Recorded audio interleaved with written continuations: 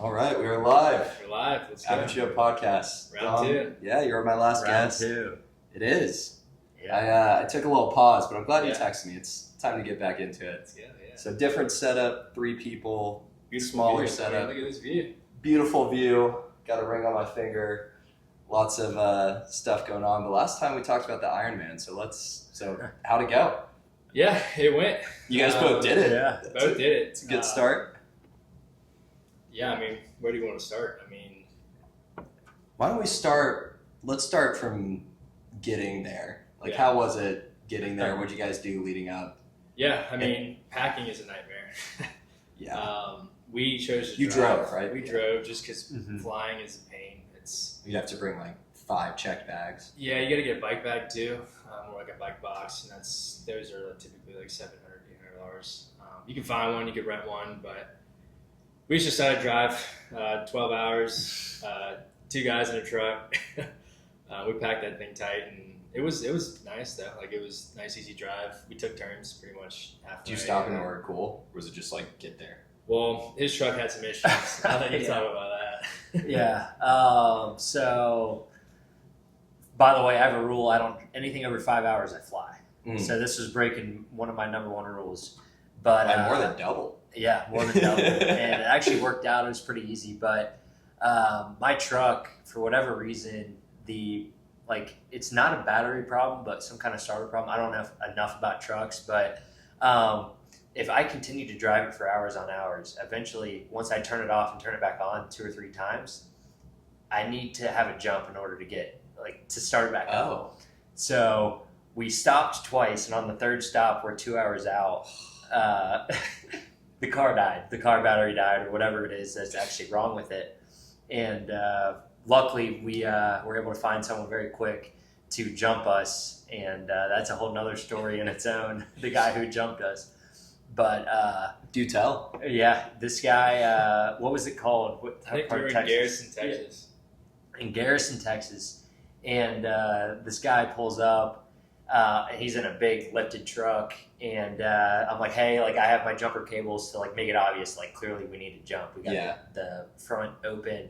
And he gets out of the truck, and I'm like, hey, can you jump us? And he's like, yeah, for sure. I'm drunk as a skunk, but I can jump it real quick. So I'm like, don't even know what to say. Does he actually seem hammered? Yeah. Like he Yeah. He smells was like slurring his alcohol? words a little bit. It wasn't like anything crazy, but you could definitely. He wasn't tell sober. intoxicated. He was. It not wasn't sober. a joke. No, it wasn't yeah. like, oh, I'm drunk. Ha ha ha. No, he was was quite serious. Yeah. He was serious that he was drunk, and I'm like, I don't even know what to say, but I'm like, all right, we're 10 hours into the drive. We have 2 hours to go. I'm like, yes, please. So we get it jumped. Everything works fine. And we tried to give him $20 afterwards just to say thank you. Mm. Wouldn't take the money or anything, but What a nice guy. we planned on the truck battery dying at least one time. Yeah. And it died once per drive. So this was expected, though, at least. Well, we had At least, I don't know if that feels better than it Yeah. just randomly.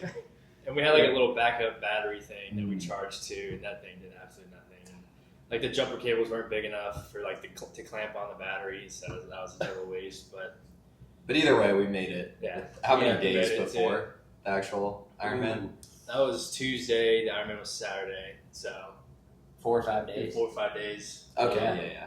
Acclimate. That's good. Yeah. And about 30 minutes after that too, we're driving on the road too, and there's this old vehicle, and this car is towing another vehicle. And they're going 20 miles an hour and a 45 or something. So we're trying to pass them, and then it's a one way, middle of Texas, absolutely nowhere. And then so we pass this lady on the left, and we go past her. She's leaned back, arm on the steering wheel, beer in the other hand. She's like, hey! So everyone's Fired up. just hammered Just driving in where are we? Texas. Yeah, where are we? We're in the middle of Garrison, nowhere, Texas. You get more Waymos over Yeah. there. She's sipping a beer. She's sipping a beer, yeah. Literally That's terrible. gave us a cheers. It was just "We're you're on a boat on the lake Yeah. kind of thing. This And- is a side tangent, but one of the easiest things you could do to not get arrested is not drink and drive. yeah. Most people we're not gonna murder anybody, we're not gonna rob anybody. The only way most people who don't commit violent crimes would end up in prison is drinking and driving. So don't do it Yeah. unless you're in Garrison, Texas. I guess. At Garrison, Texas, I where don't it's know encouraged. who lives there. Definitely a small population, clearly. But shout out to the guy who jumped us too. Because he'd asked us, he was like, "Oh, y'all play on the football team or something?" And we're like, "Oh no, we're heading down to." That's a compliment, though. You're like, yeah, we do. Yeah. And we're like, "No, we're actually going out to the Ironman in Woodlands, Texas." He's like, "Ironman, okay." He's like, "I did a couple marathons back in my day, kind of thing."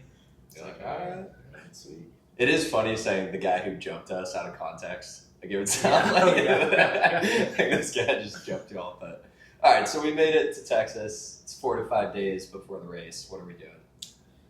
Yeah, that day. What time we get there? Like 8. We got there at 8 or 9 p.m. We ate Chipotle to Chipotle. close off the day. That feels like a good Ironman meal, right? Yeah. Round it off, get some carbs, protein. Yeah, Oh, that yeah. was. Yeah, I mean, we slept like I think I had like 11 hours of sleep. Oh yeah. I mean, Y'all I also slept, got to be like- eating a ton, right?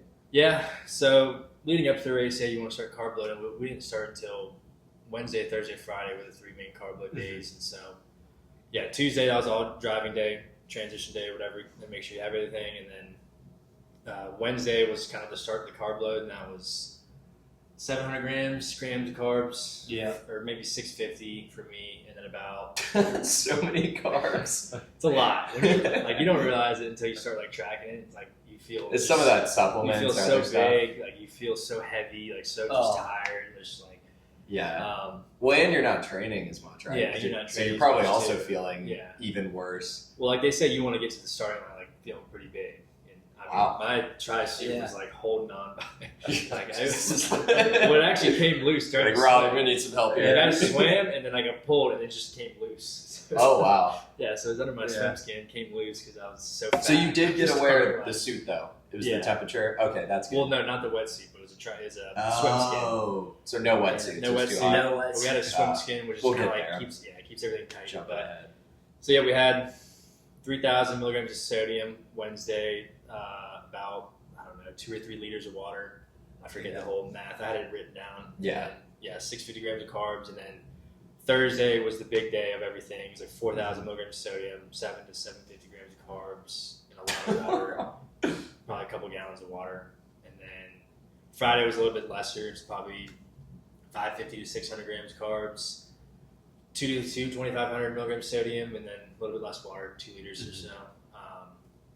And then Saturday, obviously race morning, didn't really take too much.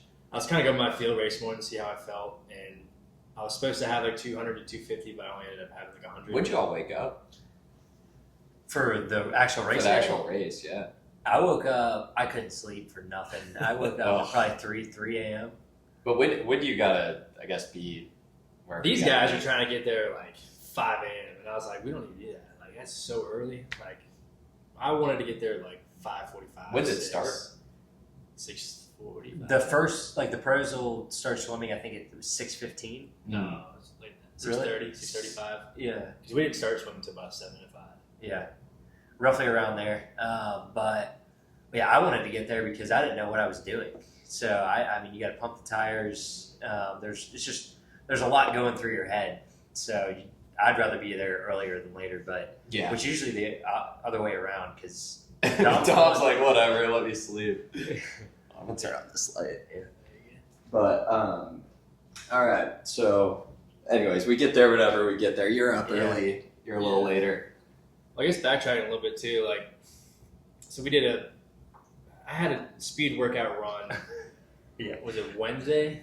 We got there Tuesday. Yeah, Wednesday. Wednesday, we kind of ran on like the race area, like where you actually run in the race. That's smart. Yeah, and it Practice was mentally. like a 3 or 4 mile speed workout, something super light, and my heart rate was the highest it's ever been in all of training. I still don't know what. Yeah. I had really bad allergies. So I was kind of sick getting to the race.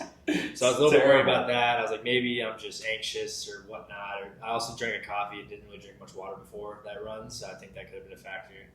But just had a horrible feeling run, so that gave me just zero confidence. I was really frustrated about that, just in my own head. And then, Thursday we just had like a little bike, I think. And then, Yeah, nothing crazy. I think it Yeah. was like was it a brick? I think we maybe No.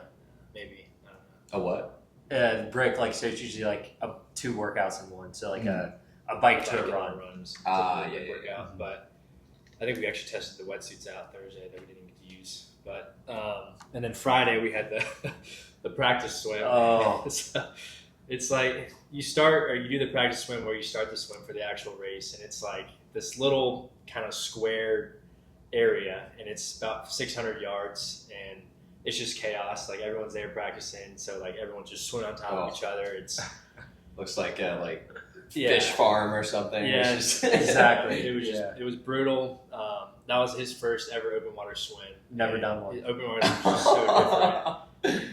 Yeah, so we didn't get to train open water swimming the whole time because it was just so cold in Nashville. Like, there was just nowhere to go. And I kept checking the temperature at Piercy Priest, and it was always like 47 degrees, and I was like, that's just not gonna happen. No.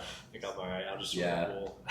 I mean, that's unsafe, right? If you're doing these long swims. I mean, I don't know. I've never done it. It feels pretty cold to me. Yeah, and then so that was his first open water swim.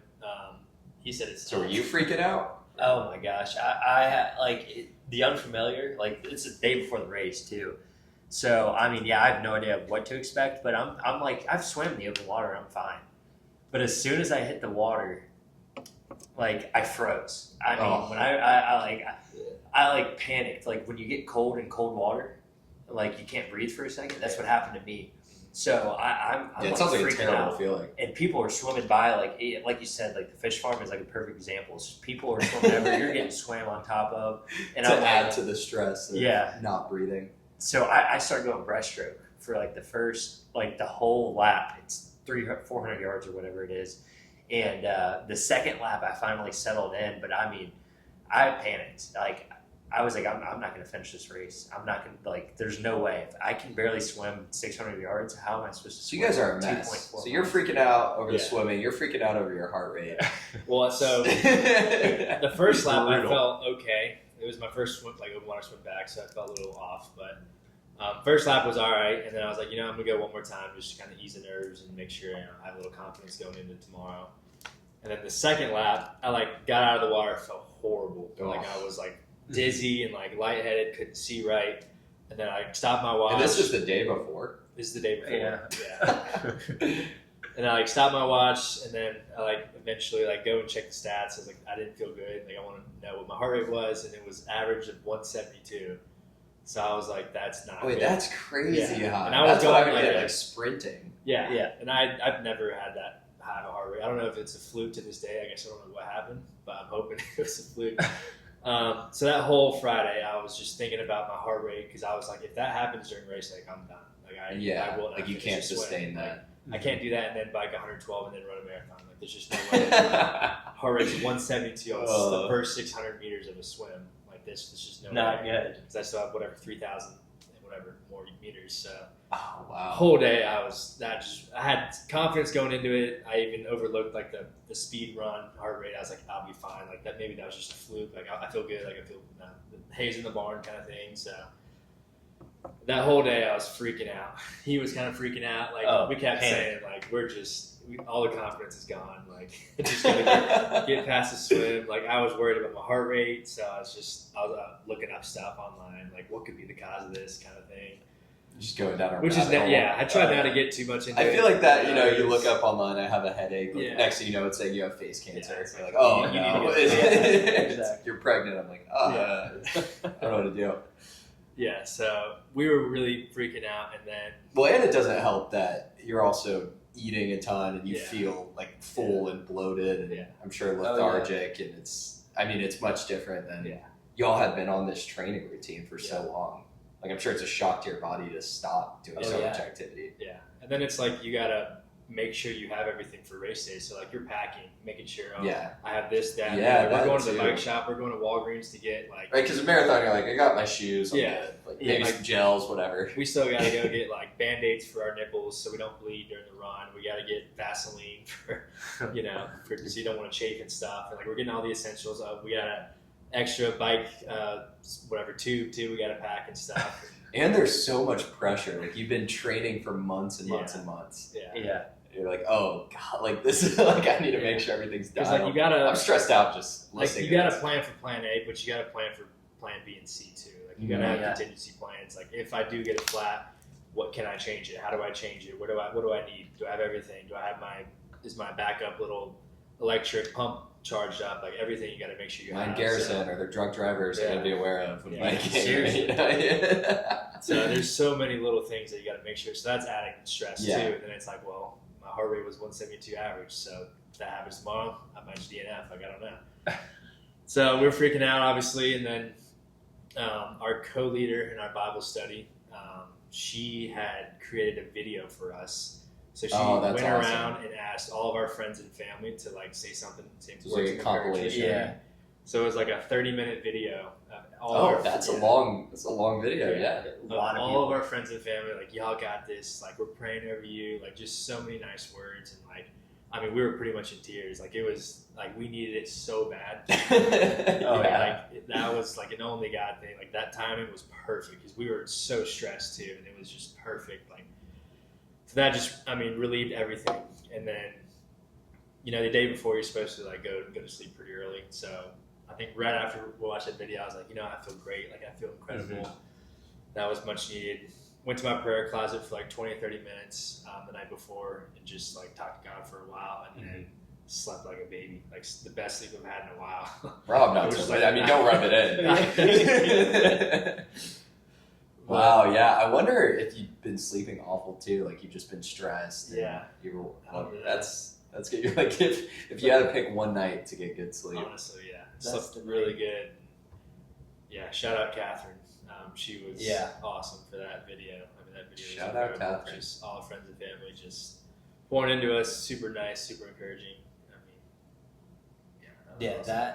that once we like, before it was full panic mode, and once we like watched the video, it was like immediate, just like peace is the only way to describe it. Like, I mean, I was like, I told so many people. I told my coworkers. I got my coworkers talk to me. I got all my friends and family. Like, I'm not going to finish this race. There's Yeah. no way. That's what all these are going through your head, and it's probably the enemy a little bit, just trying to get to you. Yeah. But once that we saw that video, I think we both just like settled in. And we're like, all right, like it's time to go. That's awesome. And so after that point on, I was good for about an hour or two, and then I started watching flat tire videos because I didn't know how to change a flat. You're like, I'm gonna learn tonight. Yeah, I'm gonna learn tonight. And then your brain's probably spinning like, oh, I'm gonna get flat tomorrow. I'm not gonna know what to do. So for like 3 hours before I went to bed, which is probably the dumbest thing I could have done, I'm looking at like the course again. I'm getting all these. So my mind was running. Yeah. But I was still felt like a level of peace, especially from that video. Prayed for a good probably 20 minutes, and then slept as good as I could have. But I mean, just like any big game you've ever been a part of, like usually you're not going to sleep the best. At Yeah. least most people. So that was, the video is, I mean, Yeah, it was incredible. saved the race. Yeah, and it was No way. frustrating for me because, like, I like to kind of control controllables, and I've been pretty much this whole training just like controlling variables and putting in the work and doing everything I needed to be done. But like the heart rate factor was totally out of my control, and so that was just like I can't do anything about it. Yeah. Like, there's like, what can I do about it? I can drink more water, but I've been doing that. I've got my sodium intake, got my carb intake, so there's just nothing I could do. So that was just another thing I just completely surrendered to God, and I was like, just take care of it. Like I put my faith in you. I know you'll give me the strength to persevere tomorrow. So that was another really hard moment because it was just like I had to just kind of let it go, just kind of move on and persevere the next day. But that was definitely a scare. But and then it's like go to bed, and then it's like 4 a.m. It's like time to go to work. All right. Well, I think we have a good lead up to it. Yeah. I'd love to hear from each of you all, whatever order you want to go in, but like start to finish going through this race. Yeah. It was like, I mean, man, it was a long day. That's for sure. So whatever. We woke up at 4. I woke up at 3, but 3 or 4. Yeah, I slept Roughly. in. yeah, no need to I run slept it. in. And we got it. You slept good. Extra hour, Whatever. Woke up at 4 immediately, put everything on, and then just started eating. I didn't, as you do, but yeah, ate a bagel, some oatmeal or something, had my electrolytes. Shoving it in at 4 a.m. Shoving it in, Yeah. and I was so full at that point. Nothing like it. Like, I listened to my body there. I was gonna force more carbs down, but I was like, no, like I feel really full, so I'm just gonna listen to my body. And then that's old wives' tale too. Like, don't Yeah. swim right after you eat; you're gonna cramp. yeah, like, I don't you know wanna- how true that is, but Yeah, feel you like want to that. eat. Definitely a couple hours before the start. Oh, yeah. So we're planning on starting at 7. So you definitely want to stop eating by 5, and then stop drinking like an hour before, and then we'll take a quick gel like right before the swim. But yeah, how was your morning? It was good. I actually rewatched the video again. for the flat tire. No. That would get Oh, for the video. for Catherine. the Catherine. Oh, you did in the morning? Yeah, and that like again just was another level of like gave me peace again. And I was like, it's go time. Like I'm gonna do this for all these people that have been supporting me along the way. So I Including the guy who jumped you at Garrison. yeah, shout out that guy. Don't know his name. He told us his name too. He was drunk. Yeah. Yeah. I ate his. I mean, I don't even know what I ate. I know I ate some Kind bars. Ate a lot of those over the whole training block, so I knew my stomach can handle that. Electrolytes. We had an Airbnb with 2 of our other buddies, so it was all 4 of us in the same Airbnb. So I saw those guys right when I woke up. Everybody's got bedhead, eating electrolytes and nervous, and it's like, Wow, so y'all had four people. We had an Airbnb with what, 5? well, we had 4 of us, 4 racers, 4 and racers. and Everybody one from wife, one Nashville? girlfriend. One wife, one girlfriend were there. Oh, No, gotcha. they're from our friends from high school. And Oh, okay. That's awesome. then we had like 5 or 6 guys from Nashville also racing too. So we had a Wow. ton of people that we knew Yeah. in there. Yeah, there's a squad. Where was I? You were. Oh, you were just saying there's 2 other people in the Airbnb who are also doing it. Ben, Yeah, we're all just Oh, yeah. everybody's getting ready. nervous Nellies. Man. Oh, Just nervous. pacing. Like not many people eating. are talking. Like we're all super tired. Just like, what are we about to do? Like this Literally is about that to be, question. This is about to be a day. Like, what do we sign up for? Like, because I You mean, guys there's have always. dedicated months and months. I mean, like we trained our butts off. I mean, we suffered and like gave Yeah. a lot to these training blocks. So I was confident, but there's always still that thought in the back of your head. Like, did I train enough? Like, yeah. could I have done this better? Could I have swam more? Could I have biked more, ran more, whatever it is? So there's always that thought lingering around. I mean, just the scale of it, because I think like when I ran a marathon, I ran up to 22 miles. I'm like, Yeah. I know I can go 4 extra. yeah, But what y'all are doing, you can't really recreate. Like you're not going to run a full Yeah. Ironman training. No. So it's just such a different. yeah. And there's just so much more room for things to go wrong, like Yeah. a flat tire. That's the thing too. Or, You can get, like, you're a- missing gels or equipment or like all the bike whatever. mechanical issues too that you can get out there and just like DNF. It's very likely. So that's Let always- alone like hurt yourself. yeah, I mean, no, for sure. Mhm. And high heart rate too. Yeah. That's what could happen. But, it's all right. Now we're at the swim. yeah. First and so when you get to the swim start, you walk over this kind of bridge, and it basically overlooks the whole swim. And so you can see like the very end of the buoy where you kind of. So the swim is like you start here, you kind of come down, you turn around, and you go into the canals. So it's like 1/3, 2/3, 3/3. And so the bridge is up here, and so you can kind of see that little down and back. So That's an interesting. Yeah. and so when Pattern. you're on the bridge and you're overlooking it, and you can see like the very end of that buoy, and it's like, I mean, it's over a mile, but it looks like it's forever. And like, You I'm can't not even a really swimmer, see it. so- you can't even swim. You can't see it honestly. Like it was so far, and like seeing that, it's just like Demoralizing. It's like what are we about to do? So yeah, Didn't it? I swear I read this. I don't know if y'all know, but I think it used to be a different order, but people would die because they had the swimming at the end or something like that, and they had a few people die, and I think they moved it to putting swimming at first really, because it's Smart. just the most dangerous. yeah, I Yeah. don't know.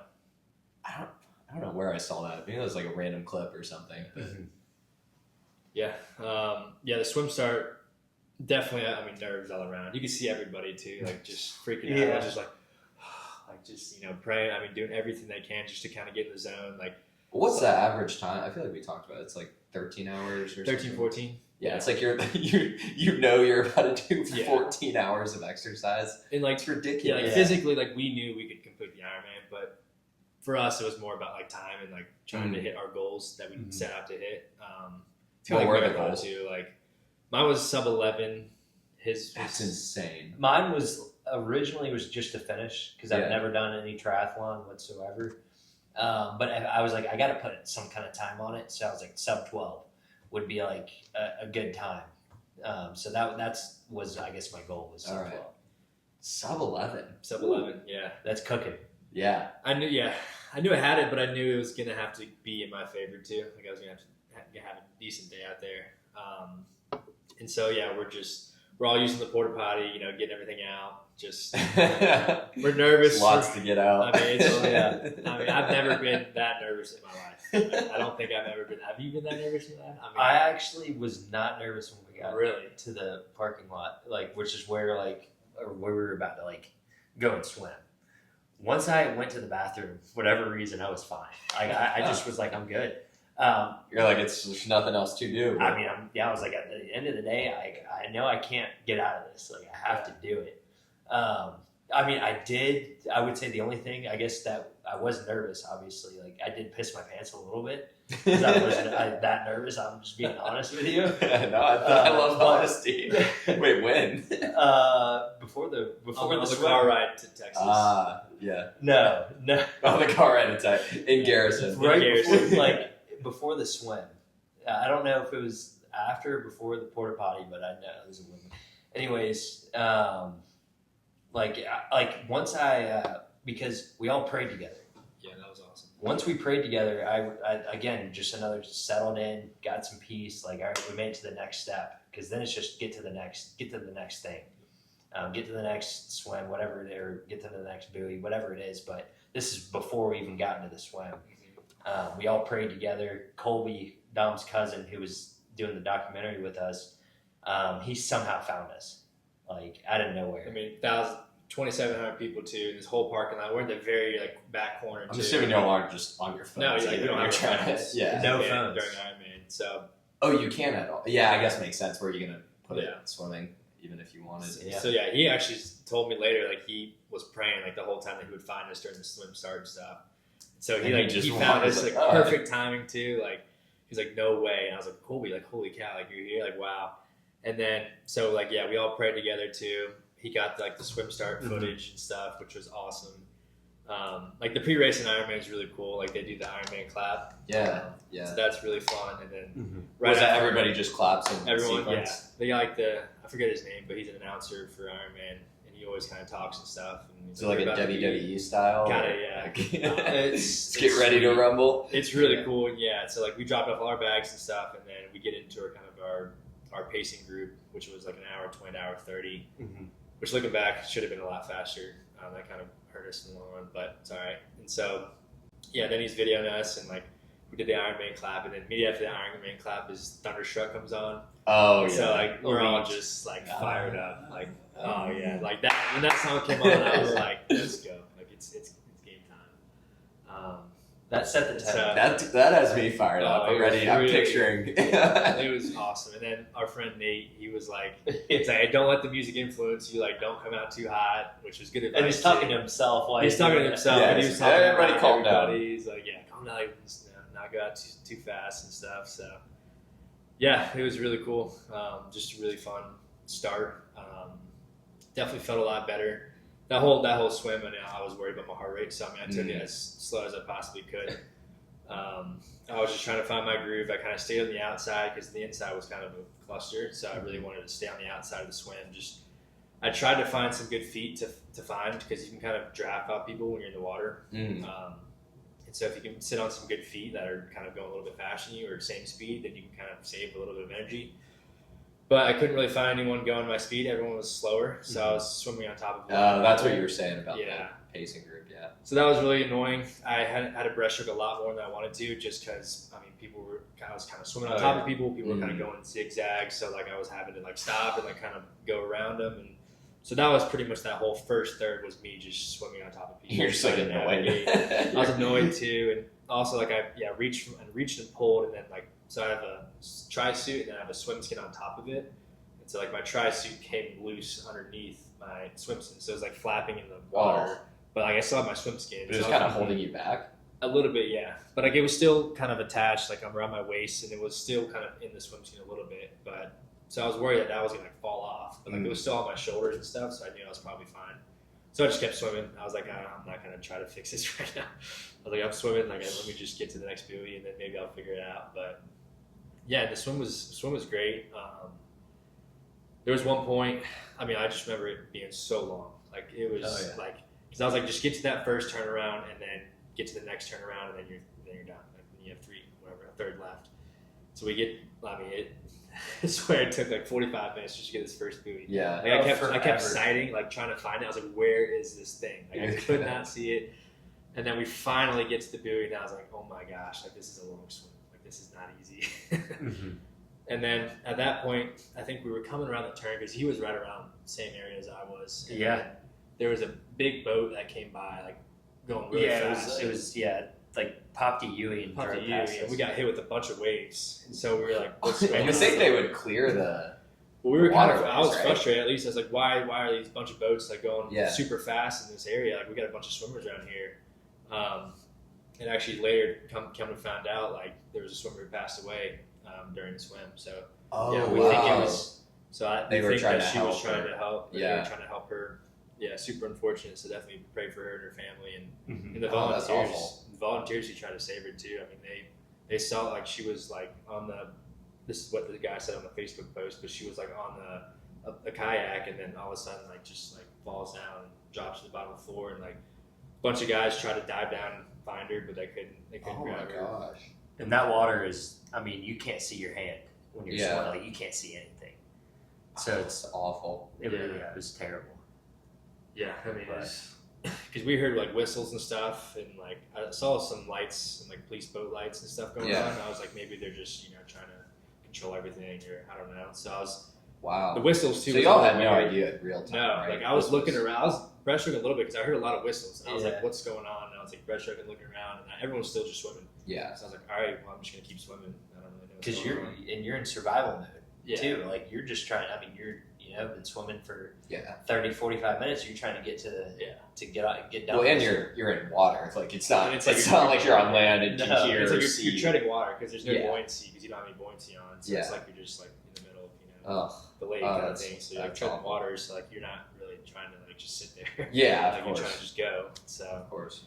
and that second third was definitely a lot easier. I would say, Yeah. just because you got the first third out, and you knew like coming back it was going to be long too. But by that point you kind of found your rhythm, and you're just the thing about swimming too is it's so quiet. Like it's so quiet. And, like you have kind of your swim cap over your ears, or like I kind of keep them halfway so water doesn't get trapped in it. But it's so quiet. Like there's no noise, and so you're just in your own head for whatever, an hour and a half swimming, which feels like so long. And so my Sounds awful. my whole game plan was just count to 30. So I'd like 1, 2, 3, 4, just like count to 30 and then restart, and just restart, just restart, and just keep doing that. What a fun game. Yeah, it helped tremendously. I mean, did you have any tactics? I feel like you had some. I didn't have any tactics for the swim. I mean, so same kind of thing. Heard thunderstruck and immediately was like, it's go time. Let's do this. I went and got into the water, and I was like, I'm just breaststroking. Like, so for the first, till I got to the first buoy, Yeah. I was like, it doesn't matter if I have to do this whole swim. I'm doing this. I'm Well, because finishing you the can swim. always make up time on the back end, but you're screwed if your heart rate gets too high and you're Exactly. gassed by the time you get to the first buoy that's a million miles away. Exactly. So I was like, and then I actually kind of like settled in. And as I started settling in, I honestly, like, I had no tactic, but I'm just laughing. I'm like, what am I doing right now? Like, I'm just swimming. Yeah. I have no idea what's going on. People are touching my Dom's feet. so serious, counting to 30, you're just giggling. I'm like, this is just, like, I have no idea what's going on. Because, again, like, I mean, I've never done an open water swim besides the day before for 600 yards or whatever that was. And then now I'm trying to do a 2.4 mile swim somehow. So, I mean, I'm just like, honestly, there's nothing you can do but laugh. At least that's just how I kind of view things. So I'm laughing, but people are touching my feet, which I'm like, this is the worst.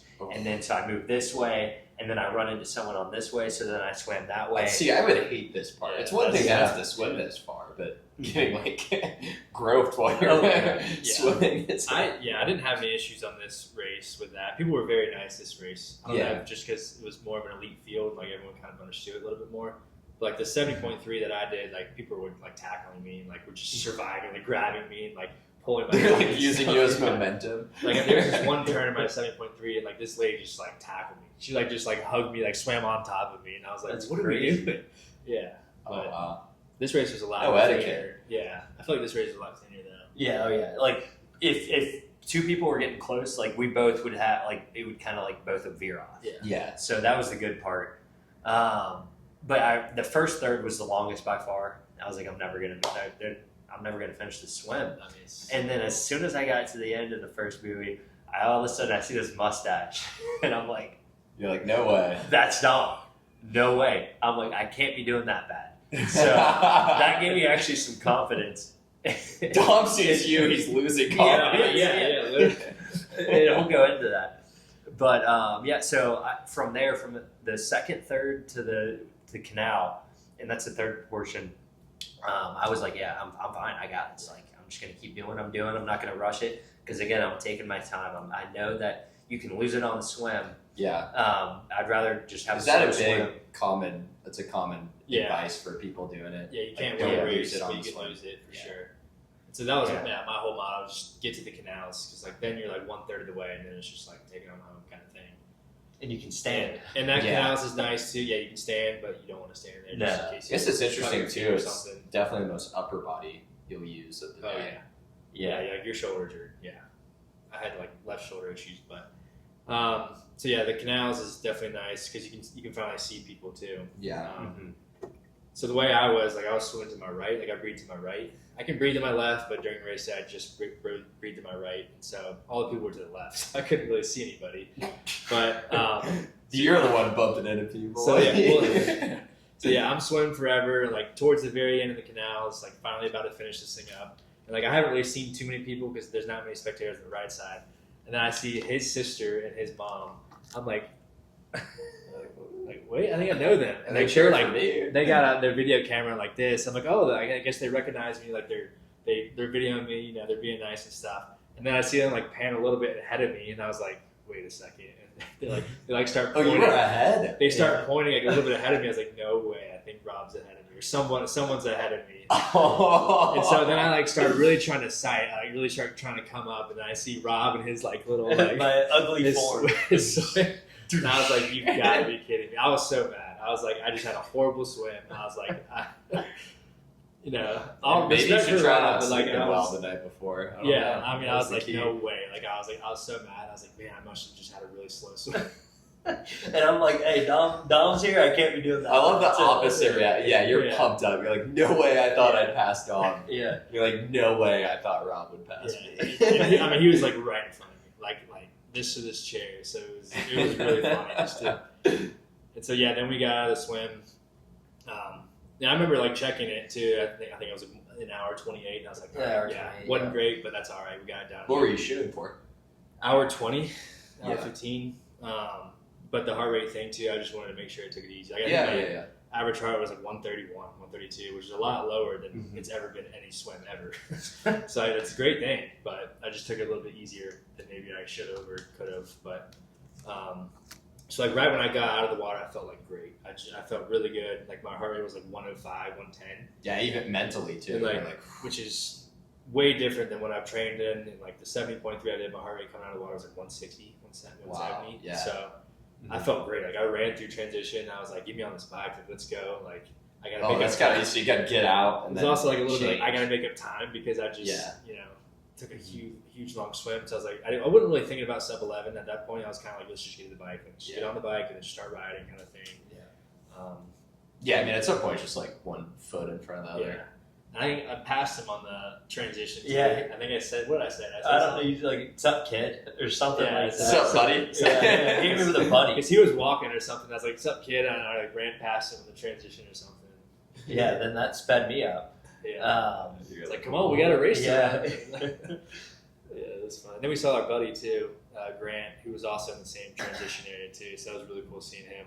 So is Colby at certain points during this taking videos, or I don't know. He was at a swim start, and then he was in the transition area a little bit. I don't know. I mean, at that point, you're just like, you're just let's just let's get to the bike. Let's eat. Let's fuel. Then it's like, all right, strategy. Think strategy. What did you plan for? Then it's like, all right, now I gotta make sure I take everything off. Right, put my bike helmet on first before I grab my bike and everything. So put on sunscreen. Drinking or eating a gel. Took a couple electrolyte capsules too, just to make sure I was setting it up, and then it's like, all right, now I got to bike 112 miles. So now we're at the bike. Yeah. Walk me through that. Yeah, bike was good. It was a fast bike. It Was was that before starting? What were y'all like in order? What were you most worried about? Well, like for me to swim. Swim's just my worst discipline. Yeah. Running, I'm comfortable in. Biking, running and biking are probably my two best. Like you say, relatively equal. Yeah, I'll probably say I'm a little better runner. But biking I put in a lot of work past year in biking, so I think I've definitely improved significantly in that. Oh yeah. So it was, those two are definitely my best. Probably yours is definitely running. That's it. Running's your best. I had little experience with swimming or biking. I mean, I separated my shoulder 6 weeks before the race, fell right off the bike. Yeah, I saw that on. Wait, yeah. Let's side note that. So I was really worried for the bike. I mean, the swim obviously. But how'd you separate it? Like you guys were doing a Bike crash. A bike crash. Yeah, we were back in our hometown biking with all 5 of us who were doing the race together. So back in Georgia, and we're 70 miles into the bike ride. We're doing a 100-miler, first ever 100-miler, my third ever outdoor bike because it was too cold for the first 2 months to train. You did not have a lot of outdoor training. No, not until late February. Outdoor riding is definitely different too. And it's a lot different. So I mean, I get out there and like I've already done at least 2. This would be my third yet. So I was a little familiar with outdoor biking, but it's so different than like biking at the beach with a little basket, like you're clipped in. You're in a tri-bike, you have to go aero and do all this stuff and fuel. And anyways, we're 70 miles into the bike. Our buddy is bunking a little bit. And was that like lagging? He was lagging behind, but he didn't. Yeah, it's fuel like you correctly. don't have like just hitting like hitting a wall. Yeah, hitting a wall okay. and running. So you can hit it pretty quickly in biking, and it really sucks. Oh, I bunked indoors somehow, which I didn't even know that was possible. But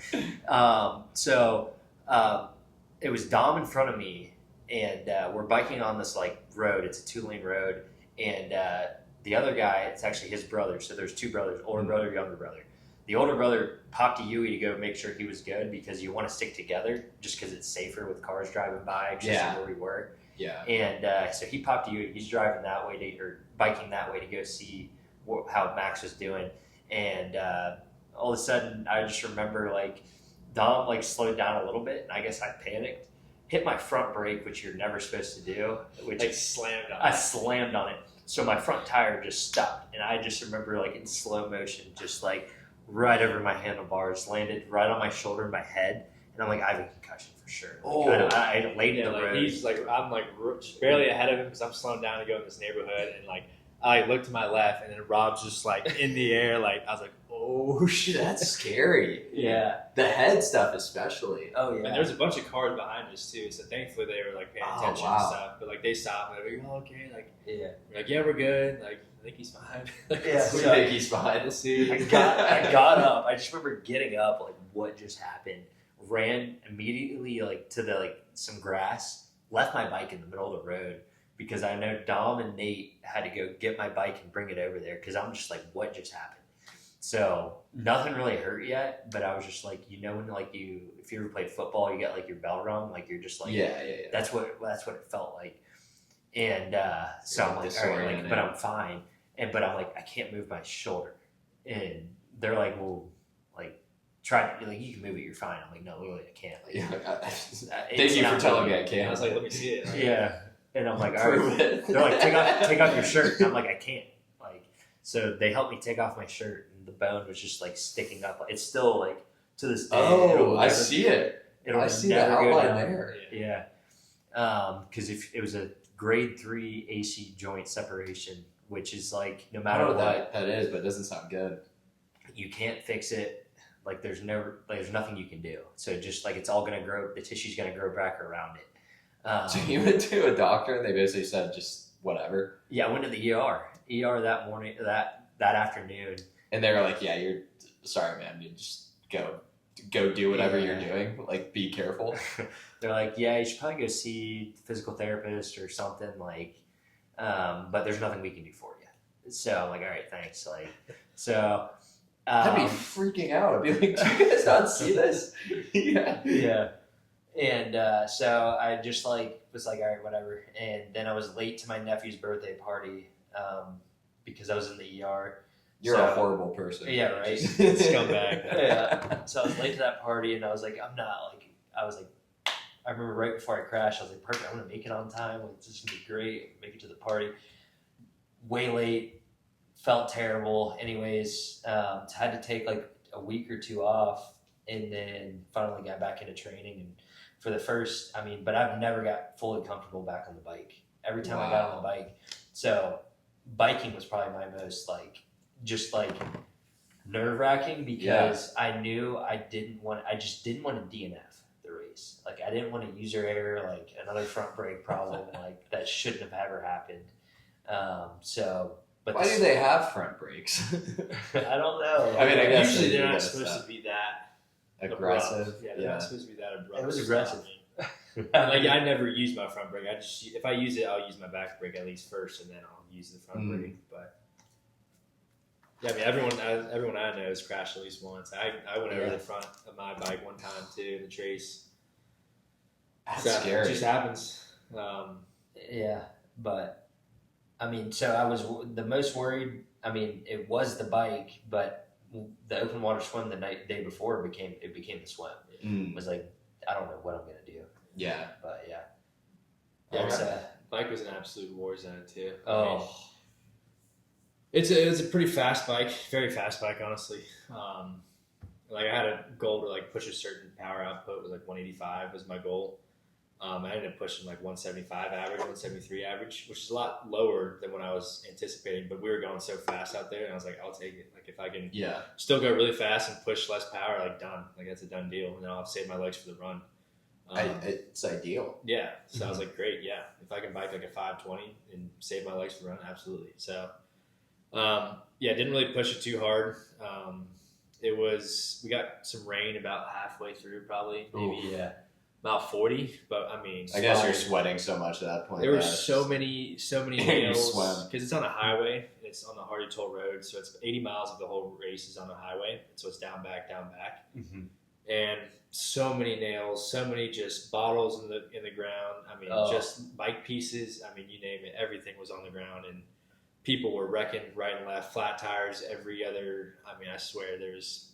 Because if your bike gets really messed up, you're just done, right? There's nothing you can do unless someone brings you another one. It was an absolute war zone. Because the rain too, so people were slipping and falling. I'd be biking past people. People were blood everywhere, all over the sides. No, people broke some stuff for sure. Yeah. One lady got pulled on the stretcher. I saw a passer by mile 70. So you guys paid thousands of dollars for this, right?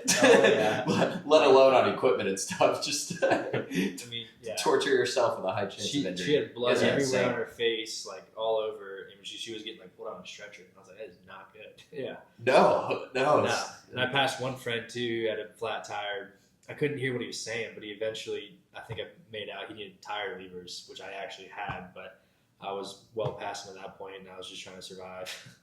A lot easier said than done too. Yeah. I definitely should have stopped. I look back, feel bad about that, but it was just chaos, and I was just trying to make it to the next aid station pretty much. You guys aren't really selling me on wanting to do an Ironman in my future. It was so much You fun.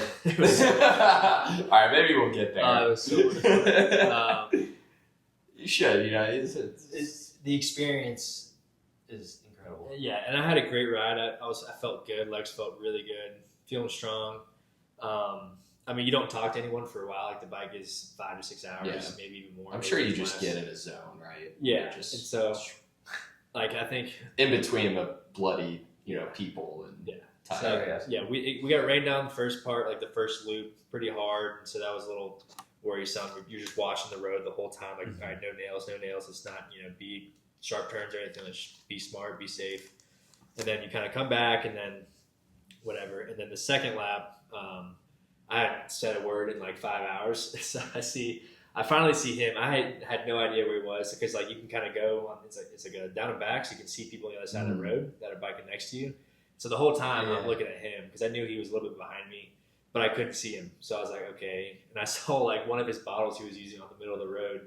So I was like, oh, he probably crashed. I was like, Oh, wow, no. I swear he crashed. Like, Got his other shoulder's yeah, I was like, dislocated. his other shoulder. Yeah. I was like, I don't see him At anywhere. least it's asymmetrical now. Yeah. Symmetrical. Yeah. And I had seen like all my other friends pretty much. So, but Rob. So I was like, oh no, like Rob he's probably on the ground somewhere trying to fix a flat tire or something. But the second lap, YouTube video. yeah. And the second lap, I finally see him, and like we yell. I was like, bah! I yelled at him or something. And he like screamed at me too. So like that fired us up too. And I was like, finally, I was like, all right, he's good. Like he's still biking, so we're still chugging along. And then that was when I had really bad back pain, like horrible lower back pain. Still trying to figure it out with my bike setup, but it was brutal. Was that a thing? Training? Do what? Like lower back pain? Did you have that training? Yeah, too? I did. Oh, Yeah. okay. Yeah, I knew it was going to be an issue, but I was hoping it wouldn't be an issue to like mile 100 or mile 90. Yeah. Because my aero position for some reason, it's just my lower back is just really, really painful. So I couldn't be aero for like the last 40 miles. By aero, is that where you're Arrows, locked on yeah, it? you're like You're as aerodynamic as possible. Yeah, like you're on That your makes aero sense. bars and you're Yeah. like leaned over trying to be it saves a lot of speed and time. So I couldn't be aero for like the last 40 miles, so I was kind of just sitting up on my base bars and like taking on the wind. And the last 30 or 40 miles was headwind, so like I lost a lot of time there. But I was still, like I said, I was still okay because I knew I was averaging like 21.5 miles an hour and pushing like relatively easy watts. So That's I was wild. definitely okay 21 with and a that. half miles an hour. Yeah, so I feel like I haven't gone that fast on a bike.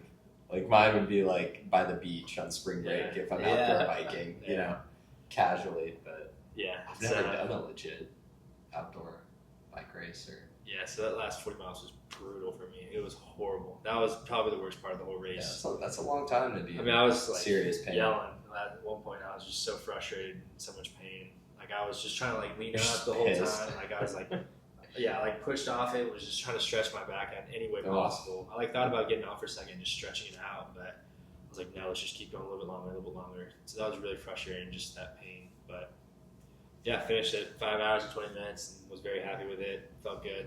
So just had back problems, but. Yeah. My bike was, I actually went as good as it could have. I took my time. Again, I don't really care about the time. It's just more of like run my own race. Mm. And that's what's going through my head is just get to the next station, get to the next whatever, just on the bike. But I mean, I remember our other buddy who we saw in transition, he passed me and I'm like, great. So I'm the slowest biker. Like I just got to own it.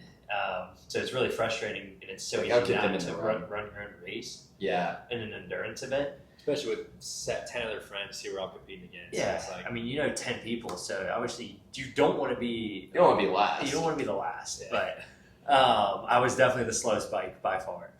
But I mean, I just remember the same kind of thing. The girl, she I saw her before the stretcher, and she hit the barrier, the concrete barrier on a highway. did you see that? Yeah, that's what she hit, and that's why her whole face was bloody. Oh. It was Like her gnarly. face saw her hit hit the. it? Right after. She was still on the ground. I saw what happened. Yeah. Clearly what happened. Yeah, so it was bad. She was crying. I just remember her crying like this, just blood everywhere. I mean, same kind of thing. It's a war zone out there. I had no idea what to expect. Bottles everywhere. You're dodging bottles. You got the professionals. All those that Garrison cooking. guys come in, Yeah. they drive through, and they throw bottles at the car. It's bad. Yeah, they're leaving screws. They're leaving whatever everywhere. And the pros are on the course too, and they're cooking. I mean, they're just you can't even. It's like a train just going right by you. And I cut off a pro on accident, and she let me hear it. She cussed me out. It's because I'm just an age grouper. I don't know what I'm doing. Yeah, I'm just trying to get this race done. So I just remember she cussed me out for a second, and I was like, all right, I better get it over. The whole bike, I had the song Gasolina stuck in my head. Why? I don't know. I don't know. But so that song was going through my head. And then I was just praying the whole time. I was between those two, just the whole, my bike was 5 hours and 55 minutes.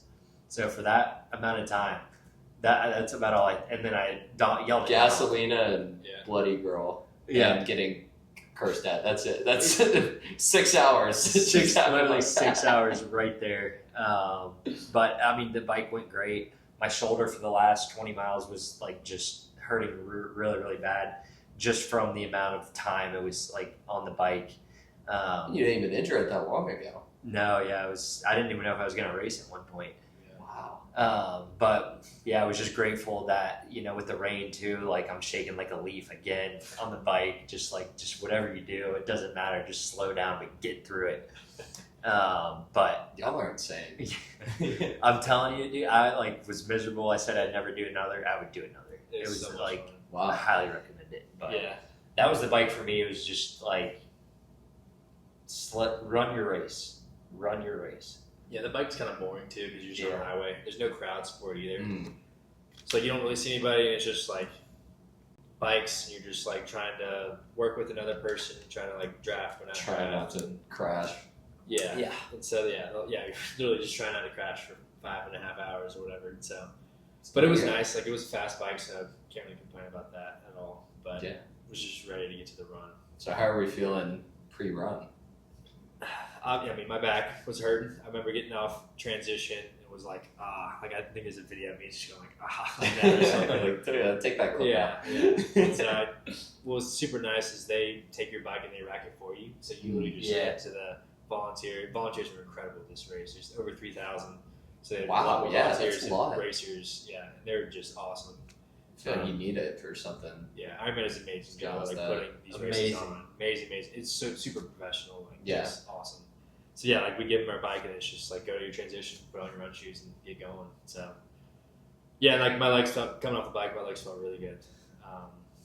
Because you were doing way lower. Yeah, a lot lower expecting. watts, so my legs were ready to go. Just ideal. my back was hurting, but it was a run, so it wouldn't be as strenuous on my back. But one of my buddies, Joe, he actually was in the transition tent with me, and he was firing me up. He was like, "Let's go, Dom! Like, come on! Like, all we gotta do is a long run now." So that was really cool. It was really fun. And yeah, 26.2 miles. 26.2 miles. Put my shoes on. Had nobody in front of me, like in terms of friends wise, that I could like catch. I'm sure it gets more and more sparsed out. Too, at this point, versus the swim, everybody started. Because I passed our leader in in our whole friend group. He was he actually had a flat towards the very end of the bike, so I passed him. Didn't know how to change a flat either. He didn't know how to change a flat. Did he get it sorted at some point? No, he had to carry his bike. He carried his bike the last bit? Which is allowed. He rode on his flat for a while, and then eventually he couldn't ride on his flat anymore, so he had to carry it for like the last mile or something. Oh, that's brutal. Yeah. He crashed twice, bloody knee. You guys made it pretty unscathed overall. Yeah. Wow. So, so that was a good and bad thing that no one was in front of me. It's a good thing because I had confidence, and I was like, all right, I'm running a pretty solid race if no one's in front of me. But it was also like, I don't have extra motivation to try to catch somebody. I just got to try to run and hope they don't catch me or whatnot. Yeah. So I just remember seeing that first mile marker, and I felt like I'd been running for 20 minutes. And I saw the first mile marker, and I was like, no way. Gosh. I was like, this is going to be a long run. But yeah, honestly, the run was really fun out there in Texas. It was. Is that where there's the majority of people? Majority of people. Cheering. It's 3 laps of 9 miles, pretty much. And so you don't really see anybody up until. I mean, there's people scattered all around, but the majority of people are in the canals area. And that's like mile 4 till 4 to 8 or something. I don't remember. But you passed that 3 times. Yeah. So you passed that 3 times, which is super nice. But yeah, I mean, felt pretty good. Was just trying to maintain like a 8-minute pace and then walk through the aid stations because I think when we started it was 84 degrees. So it wasn't terrible because we've been that's steamy though. Yeah, we've been acclimating though, like leading up to the race 6 days a week in the sauna and stuff, and so 84 actually felt pretty decent. It was kind of cloudy out there too, so that was nice. So yeah, I was just working on cooling off every aid station. That shit makes a huge difference. Yeah, so it was like 750 8-minute pace every mile, and then every aid station, ice on the shirt, ice in the back, ice everywhere, and then try to make it to the next aid station pretty much. And then felt honestly really good the whole race up until like mile 18, mile 20. Oh yeah. And that's typically when people feel bad in a normal marathon without biking 100 miles and sort of. At this point, I hadn't seen anybody. Like I was looking for people, like looking for friends and stuff, but just couldn't find anybody. So I was like, okay, maybe I'm running a good race. I don't know. I just Maybe couldn't they see all anybody. I was finished. like, where? It was kind of. I wanted to see people, like give me a shout and Yeah. stuff, but I just couldn't see anybody. So it was a lonely marathon for sure. But yeah, I remember one point like I was just so tired, just muscle fatigued, and like my heart rate's like 140, so it's super low. Like it's not like my heart's not pumping out my chest or anything, but like you're just so fatigued, so tired at that point. And so I just like I started like I remember like 35 miles in. Were you surprised? Yeah. But my legs started giving out. Like it was a weird feeling because I hadn't really like bonded that way before. But like my legs started giving out. My vision was going a little bit, and then started getting a bad headache. Was super dizzy. That's a really so pushing it. then I was like, all right, let's just take a quick breather. Like let's just walk. So I walked for like a minute. It was praying to God. I mean, I was praying like I'd never prayed before. I was like, God, give me the strength. Like, thank you. I know you can give me the strength. And was praying even out loud too, I think, at one point. And then after that, I mean, I kid you not, like everything came back. Like it was like that. Gears started working. I just had this like I just felt incredible. And then I put like it was like 7:30, 7:20 pace like the rest of the way pretty much.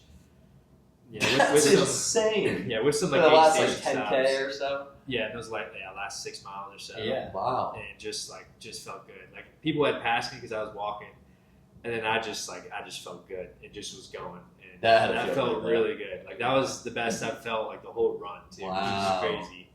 And I remember passing my buddy Max at like mile. It was my final lap, but it was his second lap. So I had it was like mile 24, 25 for me, and he was on probably like mile maybe 15 or 16 or something. So I passed him, slapped him on the butt too, said some cheesy line or something. Then I probably just demoralized him looking back. But yeah, because that was pretty much the end of my race. But I was just fired up. I mean, and then you can tell your run story too. Yeah. That's pretty much majority of mine. Once I got just like threw my bike to the person to take my bike, I knew I was like, I'm good. Like I felt great because again, in endurance sports, you have to be able to race smart and make sure you save your legs for the run, for example, because you still have to go for a full marathon. And I knew that like I could have gone faster on the bike, but my legs feel great. I'm going to have a great run. Plus running is where I feel most comfortable. Yeah. So once I got to the run, I was like, I'm good. I know I'm going to finish this. I don't care what it takes. Like I know I can get this done. So the run was my favorite part by far. Like people everywhere saw my family members. I saw our friends' family. And like the best way I've been trying to explain this to people is like when you see your family or you see your family or your friend's family, it's like a little mushroom in Mario Kart. You get a boost and you start cooking. Yeah, you start running faster. Like, oh, and as soon as you don't see them, you kind of slow back down a little. At least that's how my marathon was. But I mean, I remember I was taking the electrolyte capsules like crazy. I took probably 16 on this on the run. Yeah, something crazy. I took 12 on the run on the marathon, which is a lot of sodium. But I was like, I'm not gonna I'm getting this race done. So it was really good. I actually got to see like two of our buddies from Nashville that were doing the race. We ran together for like 2 miles. One of our buddies, he had to go to the bathroom like 10 times during the marathon alone, which I was like, holy cow. And because and he doesn't want to, it sucks. Yeah. But it was really, really cool to run with those guys for 2 miles. Saw Max, same kind of thing. So that's nice actually that you do the same thing 3 times. Yeah. One, because I'm sure it's easier for the aids and all that, but also you would know where to stop, and Yeah. then you start knowing like, okay, I'm here, like I'm this close. So sometimes I feel like things speed up when they're familiar. Yeah, 100%. And the aid stations, and I'm so glad Dom told me this. I walked the aid stations. Basically it was the same routine every time. I got electrolytes. I would drink like Coca-Cola, and then I think the third one was water or ice. I can't remember what it was, but it was like electrolytes, water, and then Coke, and then do it again, and then ice in the front, ice in the back, and then just take off again. And that was the same routine. And the way they do Ironmans is so different than how they do marathons because, these aid stations are dialed. Like, they have everything. Like, oh, wow. There was probably 20 people at each aid station. Just like, what do you need? What do you need? They all like have pretzels as you're running too. It's Yeah. Yeah, I think it's like water, electrolytes, Coke, food, and then it's like electrolytes, repeats. water, ice. I think. Well, there was Something 2 like that. Cokes because I Maybe remember. there's 2 Cokes. Yeah, it kind of like repeats. And, Mhm. I mean, they're awesome, super helpful. They're all cheering you on too. But yeah, I did have one point at my race where it was a big turning point for me where I could have kept taking my gels. But I mean, at that point, I'd had like 15 gels the whole day. It's a so lot, yeah. my stomach was not reacting well, and I felt full. Yeah. And I was like, okay, well, it's my watch. Like my whole race is telling me like I gotta take a gel now. I gotta keep carbon. But my body was like, no, don't take a gel. And so our buddy actually had the problem, and he kept taking the gels when his body was telling him no. And so he had the bathroom issues, Which can happen very easily. it's Yeah. very easily can happen. So I was like, I've ran a marathon. That's as far as my expertise here goes. So I was like, yeah, no, I'm not. I'm listening to my body. I'm not taking a gel for a little bit. Let's just see how I feel. This was like not 15 or maybe 14. So it was still a little bit of a gamble too, because if you don't have enough carbs for the last 6 miles, like it's not gonna be fun. So I took a gamble. Yeah, and you can't really like once you run out, you're done. Yeah, and so I drank a bunch of Coke too, and then didn't eat gels for like maybe another 45 minutes or something. Had like a couple of like solid foods, a banana, and like a chocolate carb bar, which was incredible. It was like the first solid food I had in a while, and that felt so good. And I think that was a big help too for me finishing strong. But yeah, I mean that finish line is something else. Yeah, unreal. I remember like, do you have anything like during the run you want to talk about? During the run, I mean, just like Hippie Hollow, which is like the way Ironman Texas is set up. This whole run, I think, if I'm not mistaken, is one of the best runs in America too. So like, going back to the run, like just what makes it one of the best?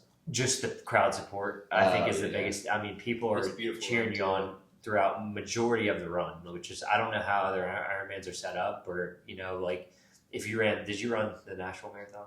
I did, yeah. It was I did it a few years ago in October. Yeah. The one that That's a tough one. It wasn't rock and roll. It was the Nashville. It was tough. It's very, very hilly. Yeah, so you know how there's less crowd support when you got on the Greenway? Yeah. Well, and I remember the half. Like if you're running the half, you went here. If you're running the marathon, you went here. And that Greenway, all of it was just. I mean, there was barely anybody. Exactly. There's barely any bathrooms. There's barely any aid stations. Yeah. So that was like not the case in my opinion for how this marathon was set up. That was like the cool part. And then just the best part about the run in general was, and I hate to sound like this, but it was just like passing a bunch of people in a way was just like, it gave you more confidence to go and finish the race.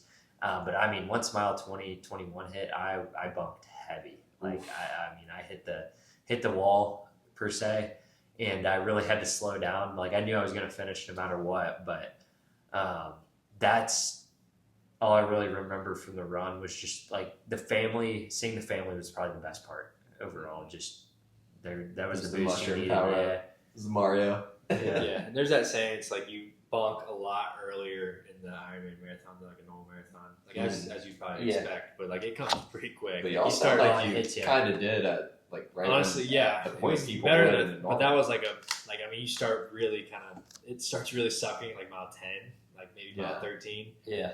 And it's like you're 10 hours and you're fighting, into this. and then you're fighting, and then like about 20 for me, 20 20ish and like 22 or something. Then that's like your body just kind of shuts down for a second. Your body's like, dude, what are you doing? Like, why? Because like that first lap, like I was like high fiving everybody. I was like, come on, like let's go. You know, I was pumping up the crowd. And the second lap, I was just mute. Like I was just locked in. 1, 2, just 3, focused 4, on 5, 6, 7, 8. Down to 30. No, I was just locked in, just like, oh, this is war. And it was war. It definitely was. Oh, it's a grind, but yeah, I mean, less bloodbaths than the cycling, I'm sure. But how was it crossing the finish? Yeah, because like you come, there's like 1 lap, 2 laps, and like the third lap, because so you can go left if you're like on your first or second lap, and then you go in the middle lane if you're on your final lap, and like you're basically on the finish line. So like the first 2 times I'd gone left, and I'd been dreaming of just going that middle lane. Oh. And so finally getting to go to that middle lane, it's just the best feeling ever. You're like, oh my, like this is it. And you know you're really close. And so like I got in that middle lane. There was nobody around me. Like I'd been the only one in that middle lane, and then a bunch of crowd people, so I just started like screaming. I was like, "Let's go! I was like, come on!" Like and everyone was started getting crazy, like getting super hyped up too. I scared this one lady too. Like I started screaming, like she's like, "Oh my gosh!" she was a spectator, like right next to me too. I didn't mean to scare her, but that was really funny.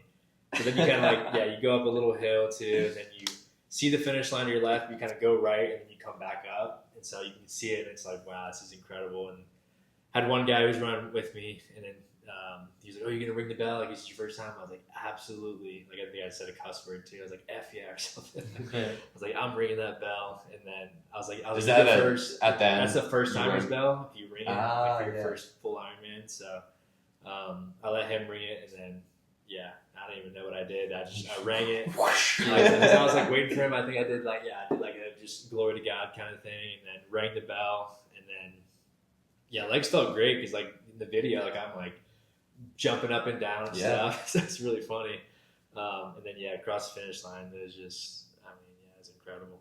Just did it all kind of hit you? Yeah, I mean, it's super emotional. Just like, wow, I can't believe I did that. Like that was just so much fun, and like right when you cross it too. Like for me, I wasn't like, oh, like where's, like what do I do next? It was like, where's my family? Like where's my friends? Like where are the people who came to support? Like I want to see them. Like I want to celebrate with them, kind of thing. And I didn't really. I knew that was kind of the case, but not to that extent. Like the whole time, I was like, where? Like I just want to be with them. Like so, it's like another testament to like it's not the what, it's the who, kind of thing. So it was just really, really, it was just good seeing them too. Like they were just awesome and supporting me and stuff. But I mean, it's crazy. It puts you in such an elite, like the smallest percentage of people ever. And that was my first. So I have like an old watch, so I didn't know my time. What was it? Oh yeah, I was about to say. So I had no idea my time. I wasn't doing the math either. Like I didn't care. I was kind of just focused on every mile. Like, all right, just 8-minute pace, just hold that, and then get to the aid station. So like, I had no idea. I probably could have done the math in my head, but I wasn't even thinking about it. I was just like, get to the next aid station. Like, I don't even care what time I run. So like finally coming up the hill, I could see like the board with like when people are crossing, like what times they're getting. So like people were crossing like 10:38, 10:50, 10:40. So I was like, okay, I might have gotten sub 11. And then eventually crossed. Still had no idea what my time was, and I eventually like looked back and saw it was like 10:43, and I was like, "Let's go!" Like, come on! Like, that's crazy. Yeah, beat it by 17 minutes. Yeah, that's got to be an insane first time. Yeah, time. Yeah, definitely. Yeah, no, it was awesome. And it's funny because I told my coworkers, I was like, I'll probably run anywhere from like 10:45 to 12 hours. And it's funny, like set limitations on yourself. Like I ran sub 10:45 by 2 minutes. So, it's true. But unreal experience, honestly. Unreal, yeah. I mean, the last lap was the worst of it. You're just trying to get it done at that point. It's like the first 2 laps, I was smiling and like chatting it up, like let's go. Third lap, I mean, I'm a zombie. I'm just like, let's get to the finish line. Let's get this thing done. So by the time, same kind of thing, like you veer off, and when you veer off, you're about to finish, you're like, this is great. Like, thank the Lord. And like, because people are still funneling in like crazy. Like, they're not on the third lap. But as soon as like you get to the point where you can see the bell, I just remember I was like, wow, like, let's go. I get to ring the bell. I tried to ring the bell, and I didn't ring it right. There's no sound. No, I just threw it. Because you had the way it was set up is like, this is the bell, and you had to turn it and do it like that. Yeah, they didn't do the bell right. I'm like, I'm sorry, I've been working out for 11 hours and 30 minutes. Yeah. Like, so I finally got it right, and I just remember like just high-fiving everybody in the crowd, like just the feeling of like, I hugged my sister and my mom who were there to support me, and like that was like the best part about it was like I went to them first before I even rang the bell, like just gave them a hug. And just crossing that finish line was, I mean, you can't beat it. To be honest with you, you're like, wow, like I had no idea what time I had. Like I just knew I was like, I got it done, and I knew I wasn't the last one to get it done. But it was overall just a. So what was your great time? Race? 11 hours 29 minutes. Wow, something like that. And you want to go sub 12, right? Yeah, sub 12. Dang. The you guys both overachieved. Yeah, Dom crushed it. I never saw him on the run one time. I mean, beat me by 40 minutes or something. Because I saw Nate, and I'm like, where's Dom? Like, there's just no way. Did you pass Nate? No, but I was. Really? You're trying. I was getting close. I was getting close to Nate. Well, props to y'all for doing it. I mean, It was crazy accomplishment. So much fun. I said I'd never do another. I know I've already said it. I said I was like, this is the worst. The training's terrible, Brutal. and I was like, oh. Yeah. But how fun that race was! Just because I think like we had our family members there, like our friends were there. Just overall, one of the best experiences. So would you do it again? Absolutely. I would do it again, yes, but not for. Yeah. Give it a minute. Just Everybody calm down. it's just too much of a time commitment. I mean, you give like You probably 4 to 6 are y'all months. have y'all been confused the past month on you're like, why do I have so much time? What do I do? I feel lazy. Gained 10 pounds already. You gained 10 pounds? Yeah, gained 10 pounds. Wow. I'll probably gain, probably like 5 to 8. Yeah. Just from not Well, also burning just- like yeah. thousands a day. And like hit the gym too, so like you build like put on more muscle too. Yeah. It's like you're burning everything. That's amazing what people are capable of. I saw on YouTube this series, this girl, Michelle, I forget her last name, but have y'all heard of the Great World Race? It's 7 marathons in 7 continents in 7 days. It's like 50,000 euro to sign up. And they have a private jet. You start in Antarctica. And I watched this whole series. It was crazy. Huh. I'm like, the fact that people, one, can run 7 marathons in 7 days is unreal. But to do it in 7 continents and the logistics, like they're getting ready on planes. They're in Antarctica for one of them. Oh my it's God. crazy. I was like, that. There you go, Dom. There's your next. There it is. That's next. You might want to get a sponsor for that financial commitment. I signed up for a double Ironman next April. You already signed up? Yeah. There's doubles? Oh yeah, I'm sure you can. It's called Ultraman. Ultraman. Oh. Yeah. No way. People are insane. Yeah. I think you guys are insane. That's just psychotic. Yeah. So Wow. I definitely do want to do another one, but definitely want to be patient. Yeah. Well, after doing it, what tips would you guys give to anybody who would be doing it for the first time? It could be anything from preparation to specific, if it was swim, run, bike, or mental, whatever. Just consistently good over occasionally great. I mean, that's really it. Yeah.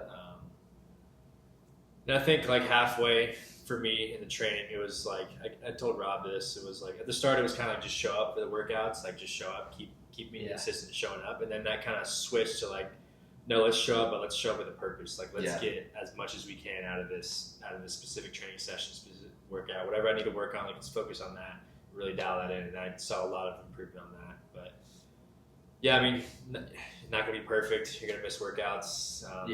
Things are not gonna go according to your plan. Just gotta surrender it. Just trust him, trust his timing, trust his plan. Have some fun because it is fun. Yeah. Wow. Rob, any thoughts? Yeah, I think if you can try to do it with, or find community to do it with. Yeah.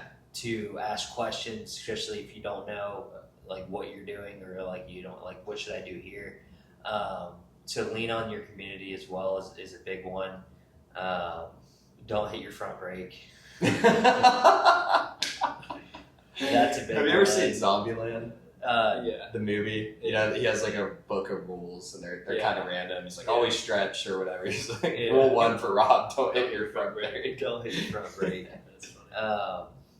But yeah, just what Dom said in general, like there's going to be days you may get injured, you may get sick, and it's okay to miss workouts if there's a time for rest and there's a time to push through and really knowing your body, and giving yourself enough time. So maybe 6 months, 9 months, and not 3 or 4 of training, like actually building a good foundation before you go out there and just do like a full Ironman, for example. That'd be another thing I'd recommend. And then fuel. So hire a coach. If you can afford it, hire a coach, honestly. Or use Claude. I think you said that the last time. I was like, do you have a coach? You're like, no. He was my coach. Use Claude. I coached him. Yeah. Yeah. You pay him well? I bought him Desanos on Sundays. Yeah. That counts. Calzone Sundays. Yeah. Oh, yeah. But, All right. Well, what's going on with the documentary? Yeah. We pretty much got all the pre-race footage, interviews down, race footage. He was in Texas, obviously, recording. That'll be so cool to see how Yeah. y'all were feeling in real time before. Oh yeah. Yeah, I really, yeah. I mean, we were nervous wrecks, I know, for some of those interviews, absolutely. But so now he's working with another editor. They're gonna just edit. I mean, there's so much footage from like, training to everything. So there's just a lot of footage. They're gonna edit that, and then we might do a little bit more footage. Depends on what we need or what that looks like. But so I mean, he's working full time right now already. So. Not on the documentary, just in general. So the documentary is kind of like a side project. Is there a time frame? Hopefully, I want to see it. I want to see it. I don't even know what I said on this thing, so hopefully it's good. But hopefully by like September. Okay. Maybe, So it really will be a process. We'll see. Hopefully we get some help. What platforms is it going I to be? don't know. That's his job. I just I think YouTube. Definitely. Probably YouTube. YouTube. YouTube will make it easy. Yeah, he knows all about that, like what to do, where to drop it and stuff. But I can't wait to see it. I'm excited. So. What's it gonna? Are there any? Do you know the title or anything yet? Is that? No, I haven't that under wraps? Far ahead. That's a good question. Wow, I didn't think about that. I feel like you guys can come up with a good one. Something intriguing, a hook. Yeah. Don't hit your front brake. An Ironman. How to complete an Ironman. Step Don't one. hit your front brake. Yeah. Oh, that's exciting. So yeah, it's been awesome to have time back, that's for sure. Yeah. Starting to get more just. I mean, that was a job. Like, you guys were putting in hours. Like, it was a job, right? Yeah, I mean, that. You'd say 40 hours a week for that sure. and work is like 65 hours a week, so it's like you don't really have, and like your weekends are gone. Yeah. Weekends are 6 hour workouts. days. Yeah. And even when you're not actually working out, like getting ready, getting there, Correct. thinking through like what to do, eating, like all the. I mean, that's a lot. I mean, yeah, there's definitely a downside to it. Like my friend texted me, he's like, "Hey, it's my birthday. Like we got a little bay. Like we're gonna do like a indoor golf kind of thing, simulator thing." And he had texted me. He was like, "Yeah, we're gonna do it like 7:38." And like I got out of the pool at 7:30, and I was like, "Oh, I just now saw this. Like I'm also just exhausted. Like Yeah. that was towards like peak week too. So Yeah. it's just like putting 20 hours in. Like all you want to do at that point is just eat and then go to bed. So like was sleeping like an absolute baby. I mean, was hitting the pillow and just and then you wake up and it's like, all right, let's go to work kind of thing. But Wake up and do it again. yeah, there's definitely a downside. Insane. You do have to, sacrifice your time and you have to say no to certain things. But Yeah. you also it's not like you don't have to give absolutely everything up. I wasn't trying to go like sub 10 or sub 9:30. So like if you want to do that, you really have to give everything Oh yeah. up. So for me, sub 11 was right in that sweet spot where like I can still like lead the Bible studies that we lead. I can still go to church and serve on Sundays and just do a couple other things like family wise, work obligations, still travel a little bit. And so that was kind of a sweet spot goal for me where I can still like have somewhat of a life outside of Ironman and stuff. So, but yeah, I mean, you do have to say no to a lot more than you want to, unfortunately. That's wild. But it's cool now that y'all have done it and you have in your mind, you're like, I did this really, really hard thing. Yeah. There's maybe nothing in your life in the future that will be as hard as doing what y'all did in Texas. Definitely a lot of confidence for sure. And just gratitude. Just like know you're I mean, capable of that. so much gratitude. Just so many people were like praying for us and just giving us support and encouraging. And so many people have helped us like training wise. And I asked a lot of people just about different training methods and stuff. People were so kind. I'm sure it's such a cool community. Yeah, great community too. And friends and family were all supportive. So it's just awesome. It's such an amazing experience. So. Yeah. I mean, it really is impressive. Like I know we walk through like, well, you swim, then you bike, then but just all of it together is insane. Yeah. It really is absurd. Yeah. I mean, it's just the training you got to get through, honestly. The races, I mean, it's the same, Yeah. The race is a celebration kind of thing, but it really is. I mean, yeah, it is. Because like the weeks, long weeks, I mean, you're training, whatever, 2 times a day and then you're working. And then Saturday, whatever, biking 100 miles, running for like 2 or 3 after. And then it's like, all right, wake up at 6 a.m. the next morning, go run 20 miles kind of thing. And then just like, all right, now go to church and then go serve for 4.5 hours. And then we got Bible study right after that. Yeah. And then it's, all right, now do your training plan for the whole week, get that ready, go get groceries if you have time. And then it's like, all right, Monday, now restart the whole training plan over again. Yeah. It's no days off really. Wow. But like that, the whole process is fun. It sounds like it's brutal and it sucks, and it does. It is really, really hard. Yeah. It's frustrating. It's I mean, anxious, you name it, all the bad feelings, but like you develop a rhythm and you start just getting confidence. And it's got to be cool just seeing yourself get so much better. Oh, yeah. And you Because start, I'm sure you do very quickly when you're going at this scale. And then it's like, but your other aspects of life start performing better too. It's like you're so dialed on training, like all of a sudden, like you show up to church just more prepared, more just ready to like just give all glory to God, just worship Him more, and like small groups is tough too because it's at night. But like you're still just ready. Like, you so like people finally like there's people I can hang out with. Like, this is awesome. Like your friends and family, and then it's like work is just going well because it's like you're just so focused and like you're just so like you do the hardest thing you can do in the morning. Like you're suffering on the bike for an hour and a half, and you get to work and it's like this is easy compared to what I was doing on the bike an hour ago. Like it's wild. So it's just I mean. Way better than being on the other like just do something hard. You know, Yeah. do something uncomfortable. Like get out of your comfort zone where it requires you to step out in faith, and that's what Ironman was for me for sure. Like, Well, and how many people don't? Like, how many people just wake up, kind of half-ass their job, come back, watch some TV, eat some McDonald's, go to bed. Like, it's definitely easy. It is funny when people say, I don't have time, or it's like you do, you just don't want to allocate time to it, which is okay. Exactly. But you guys clearly made it work while still working, having a life, maintaining stuff. So it's and living for comfort is good up until it isn't. You're gonna try to find that short-term happiness up until it's like, all right, well, this is very unfulfilling. Like, let's do something. So you definitely feel like purposeless, and then to have like something just challenging, like transform you into someone better, and like then you start living the way that God's designed you to be, and then you start trying to serve more and try to help more, and because you're just getting closer to Christ, and He wants you to do all these things. So then you start answering, saying yes and obedience to all these different things, and it's just a complete like just amazing. And it's like this, like it's not like that. It is. There's definitely days where I woke up and I was like, this is the worst. Like I don't want to do this. Like I just want to sleep in. I don't want to read my Bible and stuff. But then it's like, all right, now like let's just get up. Like let's just turn off the alarm. Let's just get up. Let's just go to the pantry, grab food, come back and read scripture. And then start that off. Okay, that's a huge win. And it's like, all right, just get on the bike. And you get on the bike, and then all of a sudden, like next thing you know, you did an Ironman. And it's like, what just happened? You just kind of say yes and start just walking out in faith and just daily obedience. Just little actions of obedience. Just like, all right, I'm gonna pick up my cross. This is gonna suck, but I'm just gonna keep moving forward. And He'll transform everything in your life and all around you. But, so what's the next challenge? Probably. I don't know. We're doing a run club, starting that up. Warriors of God. Really excited about that. I think it's gonna be a lot of fun. Even if no one shows up, I'll go out there and have a time. So what is it? What's the logistics? So we're gonna meet at McCabe. It'll be 2 laps. We opened it up to 1 lap. When? On Saturdays. So it'll be like Saturdays. We haven't made it like a specific cadence yet, but it'll be. Is it going to be this Saturday's first? May 30th, so next Saturday. So it'll be 2 laps, McCabe. We're going to go through some scripture before and then kind of break out in small groups. I'll ask a question to the different groups, and then we'll kind of talk about that.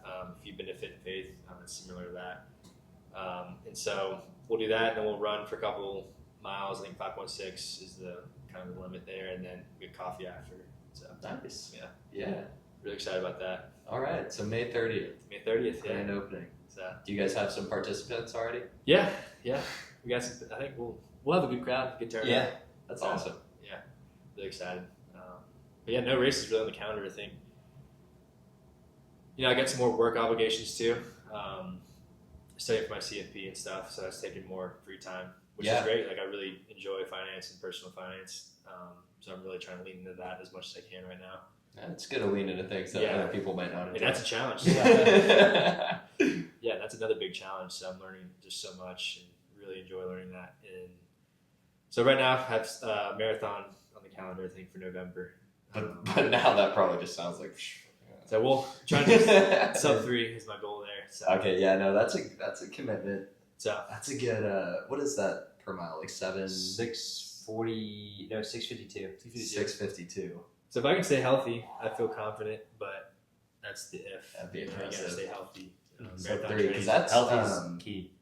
I think they lowered it to qualify for the Boston Marathon. Yeah, it's like it used to be sub 3 now. It depends. I can't remember. Yeah, it might be 249 right now for our age group. Yeah. Which is it's just unbelievable. Yeah. To qualify. How about the London Marathon where 2 people Yeah. did sub 2 hours? I think it was hot too, right? Yeah, it was pretty hot, but yeah, I don't It know. must be a pretty flat course, right? I don't know. Regardless, you ran a sub 2 hour. I mean, Insane. that is just like beyond comprehension to me.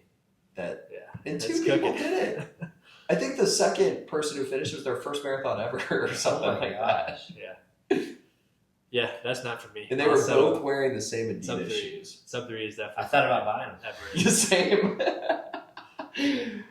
That probably boosted Adidas stock for sure. Yeah. Well, what was the inspiration for starting the run club? I think it was kind of. It's a good question. I think it was really just. I kind of would just want to start. Like we were going on runs anyway Saturday morning, and there's Fit and Faith there, but that's once a month, and there's Run with Christ, but that's kind of like a 1 to 2 mile little run, and so we're kind of like baby run. I don't mean no, that's great. 1 to 2 miles is great, but better than nothing. Absolutely, yeah, for sure. And so how much so? I'm just kidding.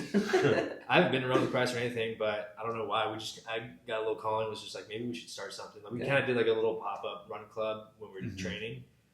We had like 15 people show up, but it was really fun. Just had a ton of fun with it. We all got coffee after. Pretty much the same thing what we did with this run club. And so I think a couple people were like, "Oh, would y'all like, are we gonna do it like same time next week?" And I was like, "No, like we're back to full training. Like I got a bike 100 miles." And so that kind of idea was like, yeah, maybe we should do something like this. I think the community might benefit from it, and so. I mean, it makes a ton of. It's y'all's 3 favorite things. It's faith, fitness, friends. Exactly. I mean, coffee. Yeah, we have a lot of. Is there an F word for coffee? I like that too. But so I mean. Yeah, we got another buddy Grant too, who's doing it as well. He's helping lead. He did the Ironman with us. Oh, nice. Yeah, he's an awesome guy. Super deep in his faith as well. So we're gonna just make it a little bit more intentional too, with just the scripture at the beginning and prayer, and start that off on the right note, and then just build some strong community and And did you all grow up together? What is y'all's connection? Lived down the street from me growing up, and then pretty close. Yeah, went to middle school, high school together. Elementary too.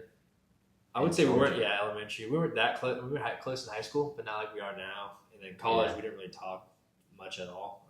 I think I visited him once, and we were both freshman year. We were both pledging, and then he came up to Bama or to Tennessee sophomore year. But that was like the only 2 times. Wait, you went to Bama? I went to Bama. Yeah, gotcha. Roll Tide.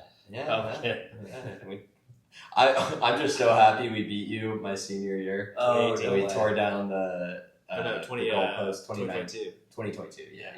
The field goal just like it barely went over. Well, Dom, you were older, but my freshman year, my first game, we lost to Georgia State. That was my first game ever as a Tennessee student. And then we lost to BYU the next week. And then my senior year, we beat LSU, we beat Alabama. I mean, it was just like, it was glorious. Yeah.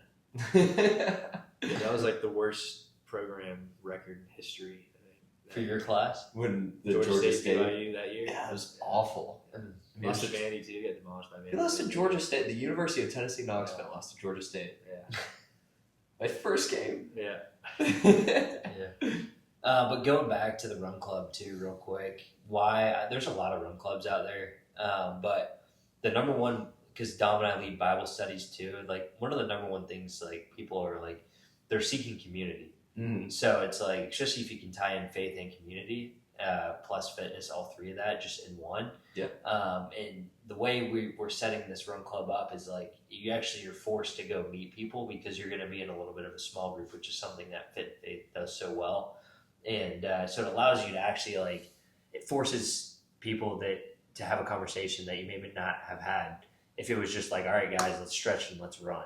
Yeah, so that makes sense. That's the cool thing. And then coffee after to keep you talking. Yeah, exactly. So again, just building that community that is so important to have, especially again because how many people in Nashville are actually from here who live here now? Not that many. I don't know the stat on it, but it's just like people are near. Yeah. Definitely. Yeah, it's just tough because now it's like, all right, you got to create a Sweat Pals account, you got to create an Instagram. It's a little bit more work trying to like put the word out there. And I was gonna see how do you, if someone wanted to join this run club or be a part of it, what does that look like? We have like a little post on Sweat Pals where you can Sweat Pals. You can like say how many laps you're doing and like what your pace is, so that'll help us like organize like pace groups and stuff. How do you find that? I don't know. You just search it on Sweat Pals Warriors of God Run Club. Warriors of God Run Club. Okay. Free of charge, so no catch. So, but yeah, coffee not included. Yeah. Coffee on Dom. Call Dom if you need coffee. Every guy. But yeah, it's the whole like creating Instagram and like trying to get the word out. Is kind of tough. The logo. I mean, just creating all this stuff. And, I really enjoy like posting about God and about my relationship and just the struggles, the highs and lows about the whole following Jesus. But it gets to, a lot. It'd be a lot when now I got to post on this run club Instagram too. And it's definitely a privilege and it's a blessing too, but I'm also trying to be careful, not just trying to post a lot and just trying to live in that kind of social media world, which can be really dangerous, but also beneficial. So I'm trying to find that fine line to not create any idols in my heart, not trying to post for validation or attention, or just trying to do everything for the right reason. So I'm constantly, like I mentioned on the last podcast, just checking my heart posture kind of thing. Yeah, that makes sense. Yeah. And word of mouth makes sense too, because it sounds like y'all have a good community already that want to do it. And that's great that's better, I feel like, than, someone who just found your Instagram randomly or whatever. So. Yeah, I was talking to my PA. I got my back checked today, actually, like my lower back. Got an x-ray and everything was good. So he's kind of like, you're just being soft. No, he was like, you're just like being soft. Hey, buddy. You haven't even done a double Ironman. Come back here after. Yeah, he's pretty much like, we can do like an MRI, like x-ray. It might show it shows like a little bit of like whatever damage, but like you're fine. I was like, look at my shoulder, man. Yeah. He's like, you're just being weak. So I was like, oh, well, he's like, oh, so like, what have you been doing? Like Ironman stuff. And he's like, oh, yeah, I've been getting at marathons.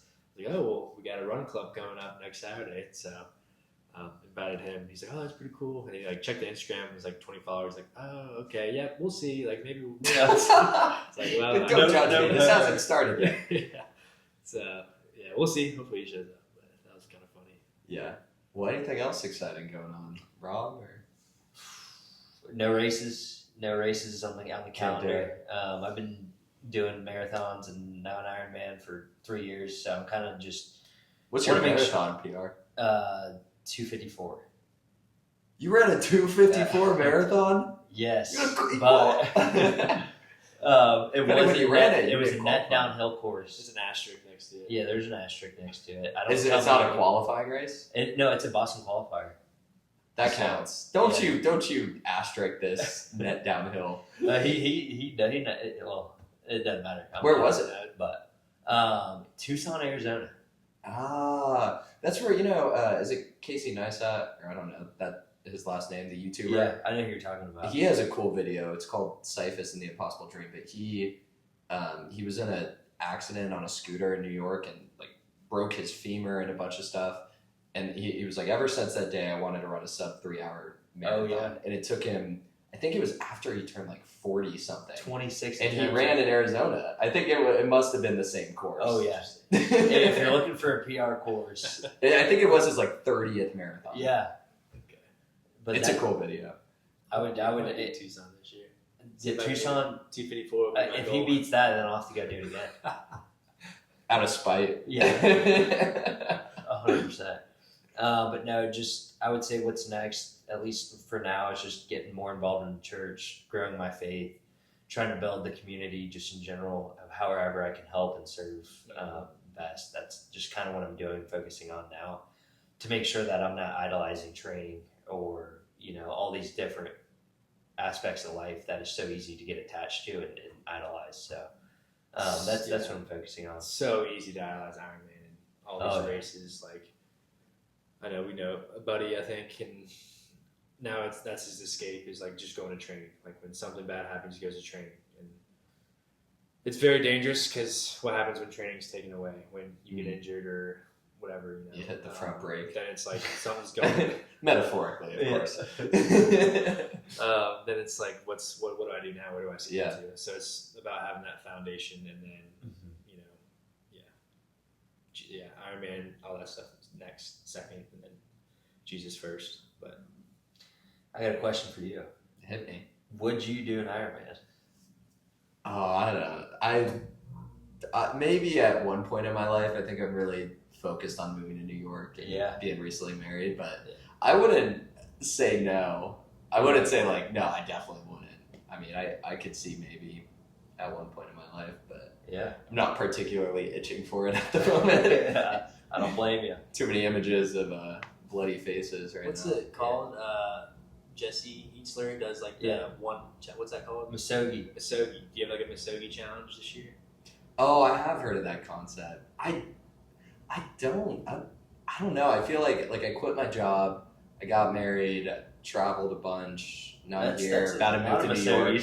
Yeah, I don't know if that counts as like. Well, I think moving to New York is a big change, though. I've never really. That's Misogi. Get married. That's a pretty big change. Yeah, but moving to New York, to a city like I know some people loosely, but no family, no real connections, most expensive city or one of them, and just to do it. Yeah. I mean, it's scary a bit in the sense that like I just can't quite picture actually living there. Yeah. And I haven't been in probably a decade, but I'm excited to try it out. So I think that'll be a good challenge. So if January 1st rolls around next year, what were to happen for you to be like, this was a great year, this was a great back end of the year? I mean, definitely move to New York. I definitely want my wife to still like me. I think moving to New York, getting a job that's well aligned with my future career goals, and then being on a really good pace. I'm in a master's program right now, and this is my second year, so it's focused on my thesis. And by January, I should be done with my thesis. So I think master's program, get a good job, good relationship with wife and friends and family and everybody. Boom. All right, question back at you. That's a good one. We're saying like from this point to January, Yeah, I think for me, just saying yes and just being more bold and take more risks, be more. We're reading kind of Acts as a small group, and it's just always such a good reminder just to step out and just be bold in your faith, like go out and preach the gospel and encourage others. So that's kind of my goal for, I guess, the end of the year. I guess really, the run clubs and just really up there. Try to be more selfless. Try to just pour into others as much as I can. Try to learn as much as I can. Try to serve and just be willing to say yes to wherever He wants me to go and whoever He wants me to help. I mean, run club is definitely a big one. I don't know. What do you got?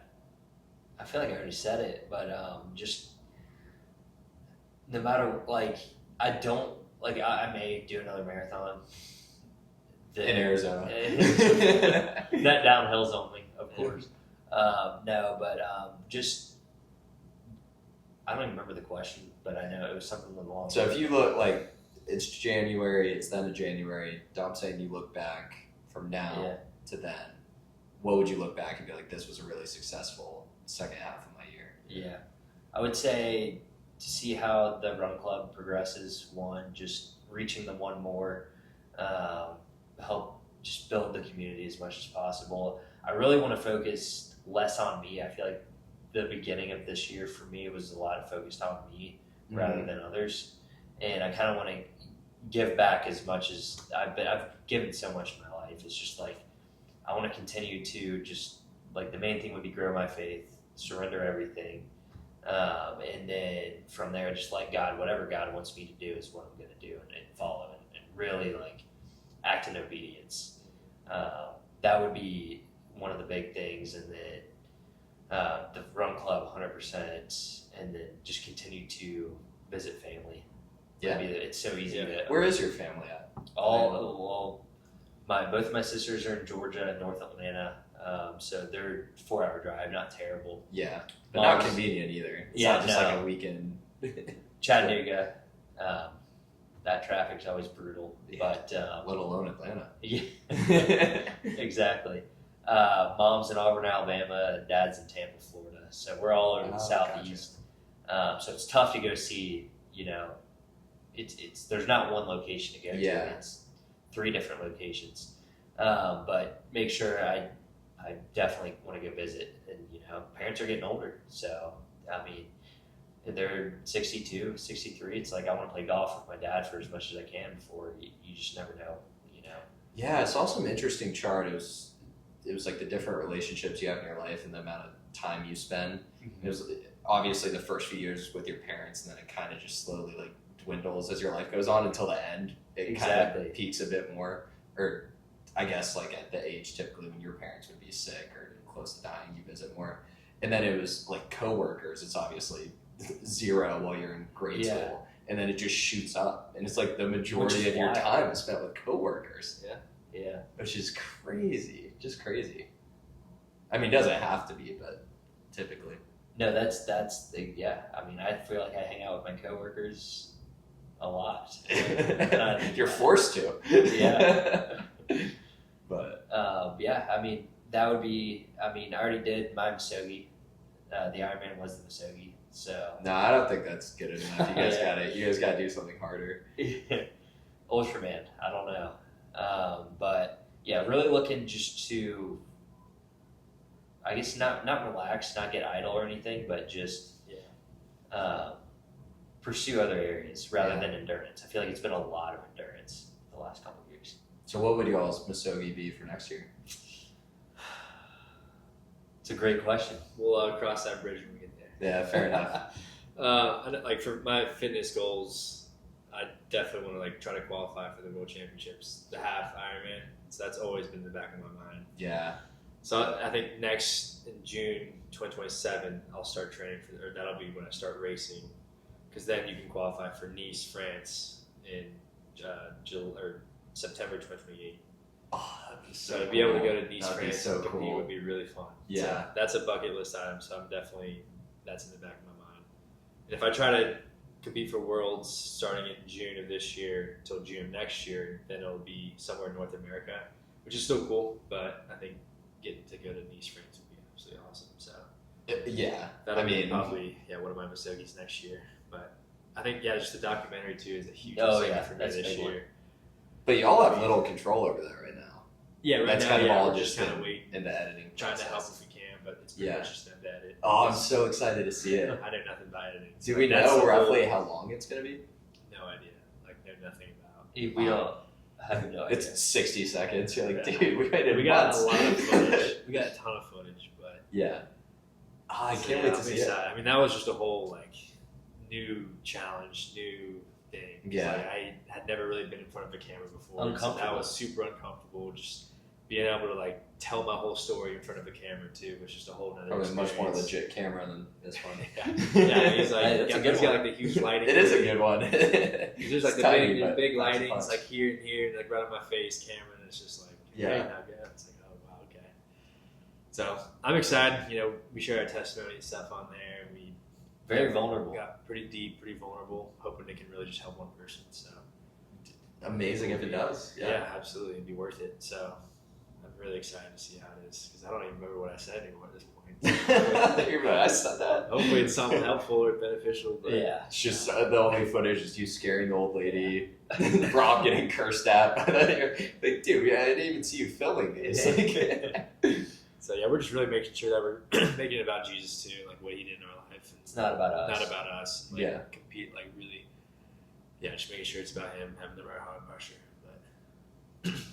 And then I'm gonna add one more thing. Is just like Dom said it earlier, just being more bold and risky would be. It's so easy to get comfortable and complacent, and with social media and just like I have a good job and stuff like that. So it's just like I feel like I'm very comfortable right now, and I want to continue to be bold in my faith, bold in general, and just reach the one more. So what does that look like? Being more bold and risky. It means having difficult conversations. it That is means bold and risky. not fearing man, but fearing God instead. To where it's a fine line because you don't want to hurt someone, but you also want to speak the truth and help them in a loving way. And so that's really tough to do. I've been struggling with that, just trying to, because I'm more like, I'll just tell you the harsh truth. Like, I don't care if it hurts you kind of thing. But like, it's like, no, hold on. There's a method. There's another side. Let's try to do this in a loving way. And so Yeah. it's like, okay, maybe I can share my vulnerability or be like, okay, yeah, I see where you're coming from. Like, this is great that you're doing this. I struggle with this and that. Like, let's see if we can, like, I think you would, or like, maybe you're not yourself right now. Like, I know you're a better person than this. Like, let's maybe we shouldn't do this, or just trying to, be a little bit more bold in that way in terms of like, if I see sin, like calling it out. And so that's a little bit tough, especially because it's like, who am I to judge? When I gotta clean up my own sins, my own act too, because we're all sinners. Mm-hmm. Interesting. Yeah. And just being more bold, whether that be on social media or just passing a guy on the street. I've kind of taken that leap on social media a little bit, so now it's more like, if you see a stranger who needs help, like go help him. If you see a homeless guy, go pray over him. I mean, whatever that might look like for that day. But it's really not up to me for how that works. It's just up to me to kind of obey, listen to him. So. Mm-hmm. Anything to add? Yeah, I mean, that's the same kind of thing. It's just like, for example, I'm a people pleaser in a way where I'm gonna like avoid the conversation, or maybe that's something I'm supposed to tell you. Even like, so that would be the one way for sure, and just not fearing man, and Dom already said that, but it's so easy to just worry what other people are thinking about you. It causes you not to obey, go on obedience sometimes. So it's that's what I really want to focus on is that. Yeah, that makes a lot of sense. Not that this is quite related, but I deleted all social media from my phone, which I've been wanting to do for a long time, but I did it very recently. Yeah. Like, I even deleted YouTube, which is crazy for me because I love YouTube and Reddit. I'm like, if I want to watch it, I'll watch it on the TV. Yeah. And I'm like, why did I do this sooner? This is so much better. I know. And I'll still catch myself sometimes, like, going to just, like, click something. Like, I could be doing something so much better with my time. Yeah, that's what I want to delete all that. Yeah. Or even not being productive, just anything other than that, I probably will fast it. I'm just, it's tough. Because I do want to help people. I do want to reach that one more, but it's also like... But there's ways to do it. You can still have Instagram and still do it and not do it on your phone. Yeah. Like, you could do it on your computer, which is a lot less fun. Like, me and him talk about it too. Like, every time I post something, like, usually I'll delete my app, just delete the Instagram app, or like delete TikTok or whatever. Yeah. So I don't like have to like check so you don't notifications, mindlessly or don't just like go in it and then maybe I'll read down it at night, like right before I go to bed, just check it and read scripture or whatever. But, Oh, so you already have a system. But sometimes I'm not great at it. Yeah, that's sometimes like I'll just I'll delete it later or whatever, and then it's like, next thing you know, on the explore page just somehow, somewhere. I mean, they are like it is crazy. They have people working on this like a science. But it also is nice too. Like, I do have I follow like Philip Anthony Mitchell, and like somehow explore pages all like just Christian like podcasts and different clips and stuff. A lot of Philip Anthony Mitchell. So I like kind of go through that, and it's just like him preaching. It's like, all right, let's get up. Are you familiar with Cal Newport at all? Either of y'all? Sounds familiar. He's an author. He wrote Deep Work. It's his biggest book. Okay. But he makes an interesting argument in this different book actually called Digital Minimalism. But he talks about, he's like, when it comes to social media, people, not that I'm saying you're doing this, but to an extent, will say like any positive, but then they'll ignore all the downsides. He'll be like, no, but like I see my cousin's like birthday or whatever, and I see like this one podcast I like, but he's like, but does that outweigh all the rest? Yeah. So just something to consider. No, for sure. Yeah, and I totally I don't love social media. I think if we all fasted it or just delete it, for the whole world would be better off. Like, that book really did change my mind. I was like, that's such a good point, because it's so easy to justify. Like, well, no, like I use it. This is informative, and I want to know what so and so's doing or whatever. That's interesting. Yeah, but it's like you can just call your cousin. Yeah, for sure. It's probably better than or just go in person. Yeah, even better. Old school. Totally agree. Yeah, but I'm happy with my decision to take it off my phone. Yeah. So is this for like forever? For I think so. I kind of just did. I think I was just like frustrated. I'm like, why did I click it. And then I was just like, I'm just gonna see what happens. Yeah.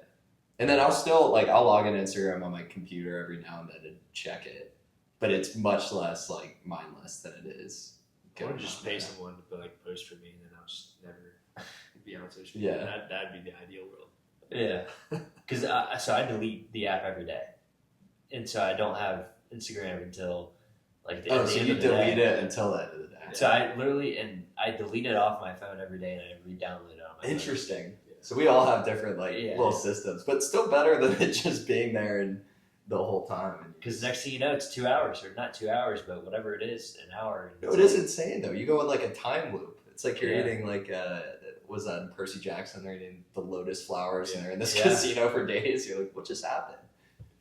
But, and it's crazy. Sometimes you'll be with friends. You'll be watching a movie and everyone's on their phones. That's the worst. Yeah. Like at least if maybe watching TV isn't the best thing, but at least if you're doing it all together, not distracted, it's a shared experience. Yeah. 100%. But it's crazy how distracted people are.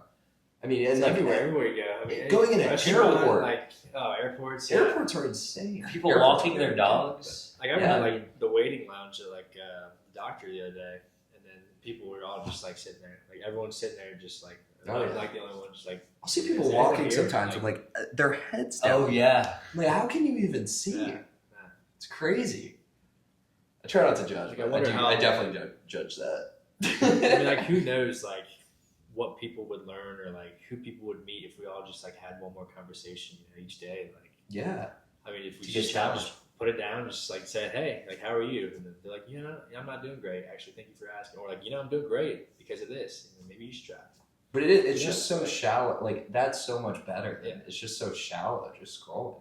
That's what's cool. That's actually part of why I really like doing this podcast. I'm glad you texted me. It's because how often do you just sit down and talk? Yeah. You guys probably do it more than I do, but it's nice to sit down and just have a conversation. Yeah. It's honestly getting rarer and rarer. It's sad. Insanely enough. Yeah. Yeah. How do we bring it back? Yeah. Run clubs. Yeah. Yeah. And then, not that it's good, but it seems like actually one of the few times people sometimes aren't on their phone is out drinking. Yeah. Yeah, it's a very good point. But sometimes people still are too. So that's true. Not that a different distraction. Yeah, maybe that's for another podcast. But. Yeah, you can touch it if you want. you were in Garrison, Texas. You have some frontline experience. Shout out Garrison. Yeah. No, drinking's an interesting one too. If we're on the topic of escapes or other stuff, but. Yeah, it's just super dangerous. Super, super dangerous. I know you've seen me drink and all throughout college, so it's definitely been a big part of my life. And for me, I never really hit a breaking point. It was kind of just I know this is definitely not good for me. And so slowly I'd probably start drinking a little bit less. And then it was probably one or two more, because drinking for me was more of a gateway sin. So I would drink and then I would start maybe looking at women this way, or my pride would just go through the roof, and I would just start demoralizing other people and just start shaming other people I'm the best guy there is, kind of thing. Yeah, substances rarely make people better people. Yeah.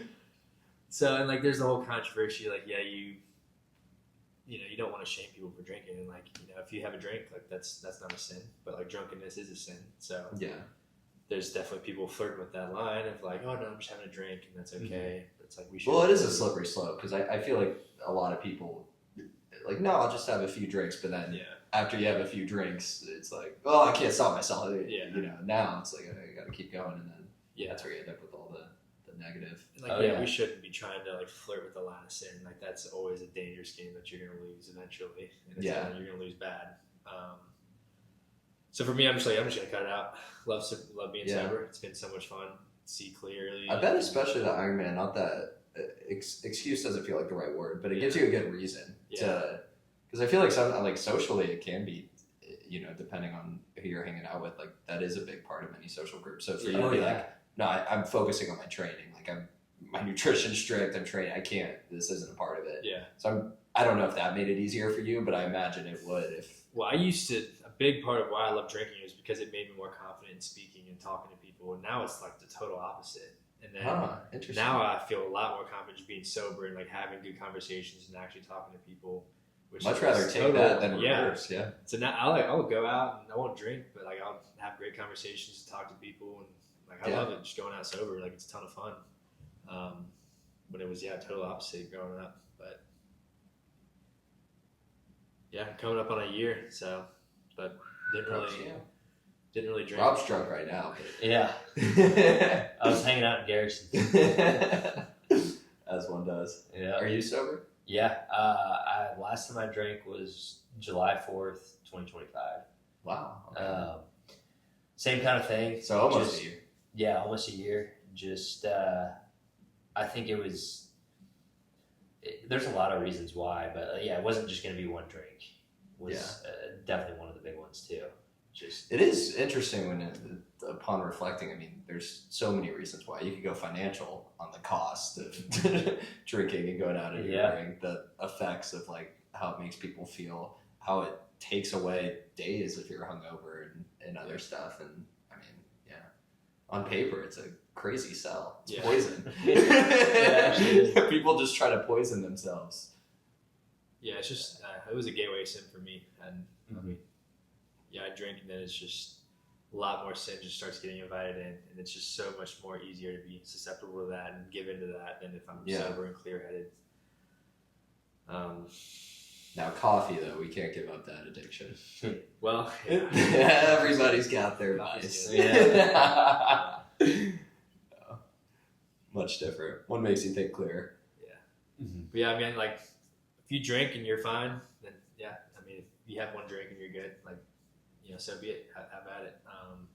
I know. I think when I'm married and like settle down, and I'll go out and steak dinner and have a glass of wine with my wife, and that'd be awesome. Like that'd be a celebratory night. I think that's, Jesus was around the wedding and he turned water to wine. So like, I think it's totally okay. Just got to be very careful. And I think far too people aren't as careful as they should be, and it definitely leads them astray. And they kind of wonder why. And it's like, well, you had a little bit too much to drink. Yeah. Like I know for us, for a while there, we were like, at one point we were showing up to church hungover, which was a whole other story. Yeah. Had a lot of I really gotta repent to that. Had a lot of conviction. Was like, this is probably not ideal. And then, I mean, a lot of sanctification process throughout the whole time, just in terms of drinking and stuff. And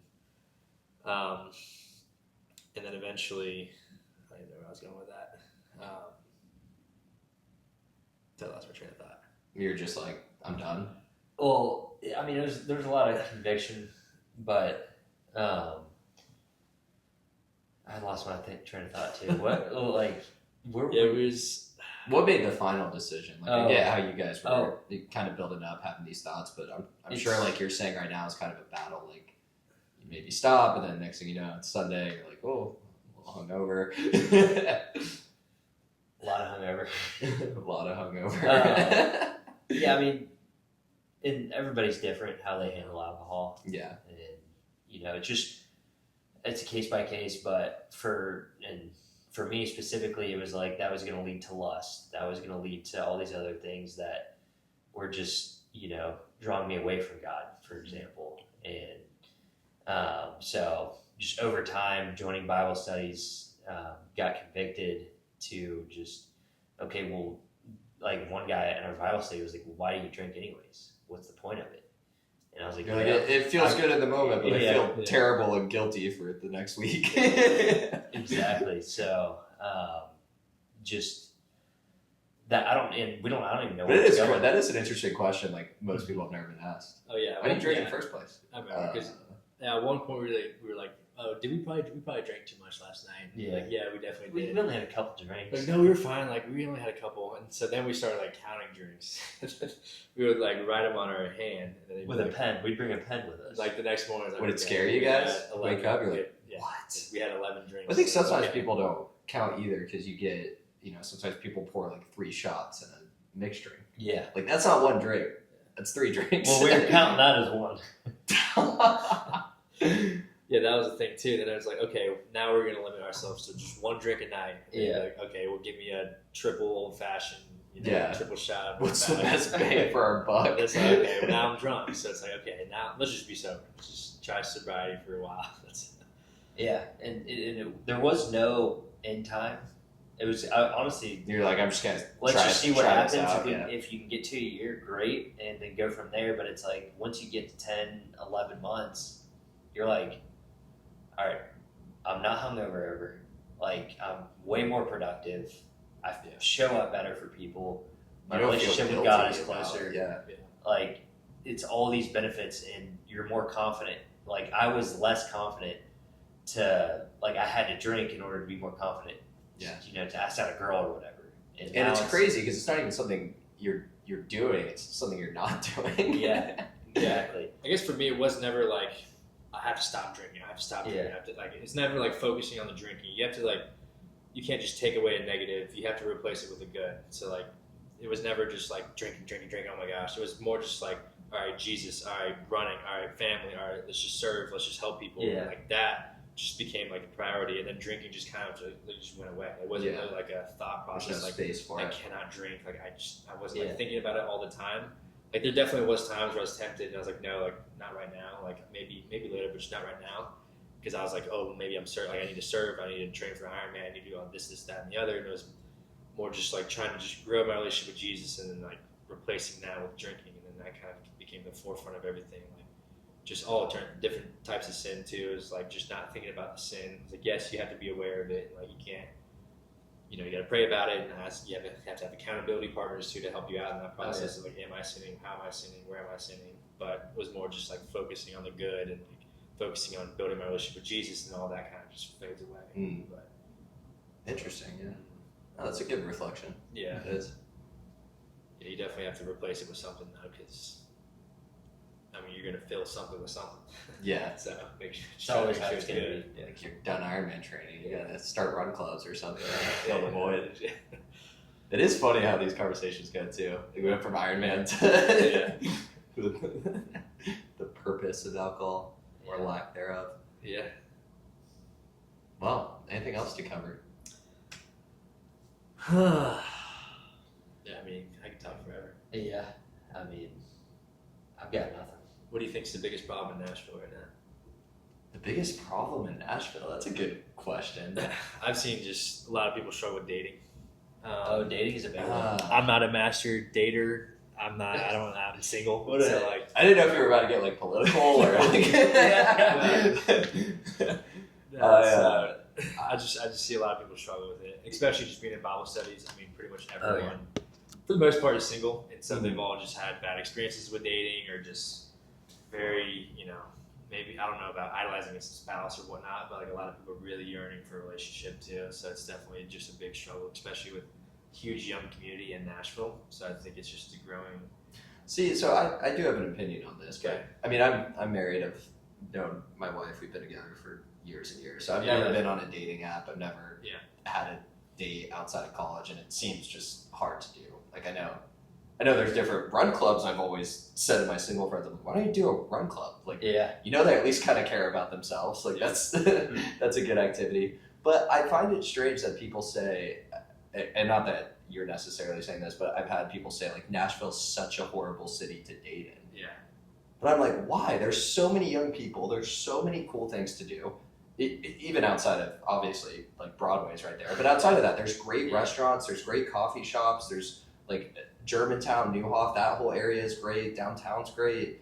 There's tons of cool areas to go and things to do. And people our age who, like you said, may be from different cities. So I'm like, what makes Nashville so horrible for dating? Or do people just say that about any city they're in if they haven't successfitly dated? I think it's definitely just if they are single, I think they think everything's kind of just failure. Yeah. I think in turn people are looking in the wrong places too. Like they're trying to find the good, godly, ambitious guy, but they're searching on Broadway kind of thing. It's like you're not finding your husband in Barstool. You might, you might, but odds are Can't very do it. low. Definitely not with Brian.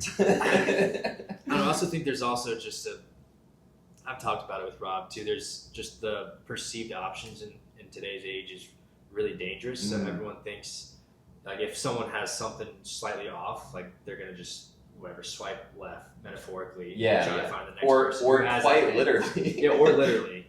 I hate dating apps. I'm totally against them. Yeah, well, I'm glad I've never felt compelled to use. Yeah, and so, people, if they find one slight fault, they're just going to go on to the next person who doesn't have that slight fault, but they're going to have another slight fault. And so then they're like, oh, well, that's a deal breaker for me. I'm just going to go to this guy or this girl. And so that just a continuous loop of like, well, I have so many options, with social media, Too many dating options. apps. So it's like, there's the perfect one is out there, but like no one's perfect. And so that's a really good They don't point. want to try to push through some faults because we all have faults and like. So the balance is you gotta. I mean, obviously, everyone has to have certain criteria. Yeah. Like for you, dating a raging alcoholic it just wouldn't work. But at some point, you gotta like be loose enough. For sure. They can't look perfect. They can't be perfect. Yeah. I get what you're saying. Like you gotta have a few core things. Yeah. But then I think that's a really good point. And there is like this Because people joke, but people seriously think this. Like, oh no, the guy's got to be 6'3", make $150,000 a year. Yeah. But like. And that's the problem with the church too, is because some pastors out there are like, your guy has to be serving you at all times. He has to be leading, providing, protecting. He has to be this big, strongly man who's making enough money to support you in your lifestyle. He has to be protecting you. All this huge list. And so women are going, okay, yeah. And so that's the guy I need to find. And a lot of guys aren't that, and it's very hard to like be that perfect biblical man like Jesus is. And so we're all striving towards that, but we're not perfect. And so like I think when a woman is trying to find that perfect guy, just our standards are just so much higher than they've ever been, I think. Yeah. Just in terms of a lot of preaching too, and like a lot of girls on podcasts just talking about any slight faults in the guy, and it's tough. I mean, there's definitely a higher standard of perfectness out there. There was one girl in Tennessee, my friend and I were having a conversation with her. It was actually hilarious because her icks were so specific. She was like, yeah, that game popcorn on a trampoline? She's like, if a guy's the popcorn getting jumped around, I can't do it. Yeah. Or she was like, if a guy goes on a roller coaster and they push you in to make sure your thing's tight, she goes, if I see that, it's over. I'm like, what? What are you talking about? Yeah. It was hysterical, but she was only half kidding. Yeah. I mean, there's never been more opportunity though to meet somebody. I mean, there's a million different running But clubs. to your point, it's not a good thing. It's like, It's not necessarily a good thing. Yeah, it can be a good thing. I mean, there's a lot of Christian events out there too. Yeah. I mean, there's a lot of different social things. But I think that the problem, what you're saying, is you feel like there may always be a better option. And if you feel, so it is hard to be in a relationship, and especially a meaningful one, and actually care about somebody, and you're not always going to agree, and it's not always going to feel good. I mean, it should most of the time. I mean, don't stay in a relationship just because, but most people, I think, given there's lots of options, would just be like, nah, whatever, on to the next. Done. Did you know, because there's a saying, like, you know when you know. So did you know with your wife? Yeah, I wouldn't say like, I've never felt that way about anybody, but we met at such a weird time because we started talking the summer I was going into college at Tennessee, and she was going to Florida State but studying abroad her first year in Italy. But I even all my friends and my brother and family, they're like, we've never heard you talk about a girl like that. Yeah. And we hung out this whole summer, but then we broke up because she was going to Italy. We'd only been together for a few months. And then COVID happened and we were back together. And every time we saw each other, it wasn't weird at all. Like, it just clicked. And I did long distance for 3 years in college at 2 big schools, and we made it work. Yeah, y'all can do anything now. Y'all conquer the world now. Yeah, it was. That's awesome. Yeah, I guess, and it's hard to say like in real time did I know, but in retrospect, I mean, I never thought I would be the first one in my friend group to get married. Yeah. I definitely didn't think that. Yeah. Which is crazy. Yeah, how was the wedding? It looked awesome. Dude, it was awesome. It was perfect. I had horrible food poisoning Really? a few days before, like You're kidding. puking on the No toilet. way. I went to Turkey before because I just like to do solo quests. Yeah. So I did a solo trip to Turkey before, and our wedding was on a Tuesday.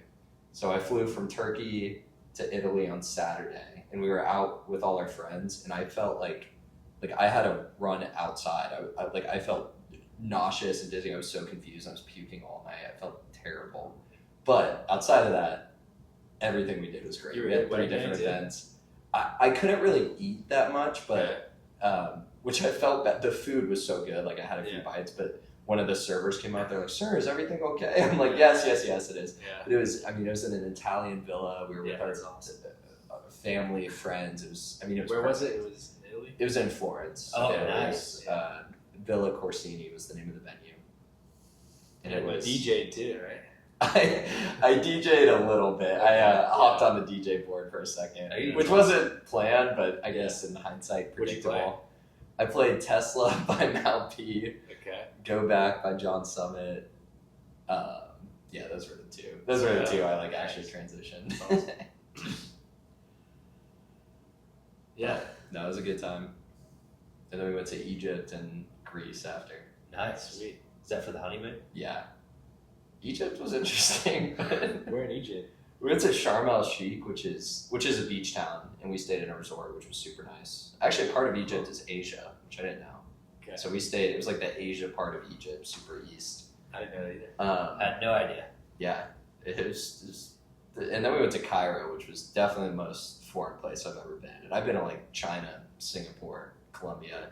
Cairo was insane. I mean, there was so many people. There's like a girl driving a motorcycle, or a guy driving a motorcycle, girl on the back with a baby. They're all in Oh my gosh. it's a super Muslim culture, so all the girls are covered up, Yeah. no skin. Yeah.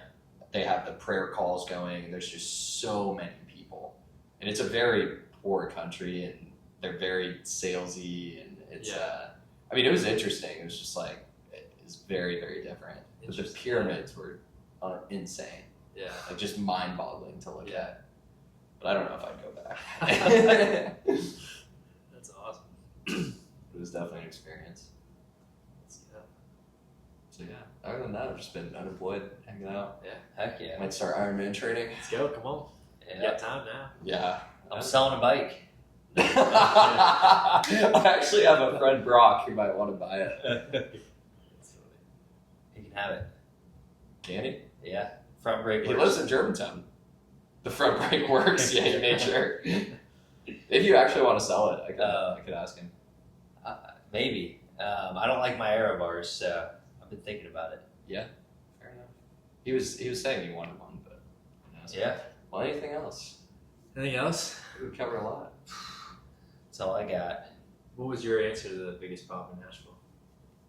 Oh, I was gonna say there's a lot of homeless people, There which I didn't really notice until now that I live downtown and I Yeah. walk around. I mean, there's a lot like by the river and stuff. I don't know the answer, but it's like it's sad. Yeah, I don't know the answer. What are your thoughts? Yeah, I mean, like the other day, through our church, we packed like bags and went around, gave to the homeless. Yeah, I saw I went on a walk. Was it 2 days ago? And they had like trucks with showers and barbers and stuff. And they were doing all that's that. awesome. Yeah. Yeah, I didn't know that. Yeah, what we were doing it was great, but it didn't really feel too impactful. It's just hard. I mean, the main thing is like, how do you get people? How do you support them to be successful That's and the not main thing. sleeping on the streets? That's a terrible.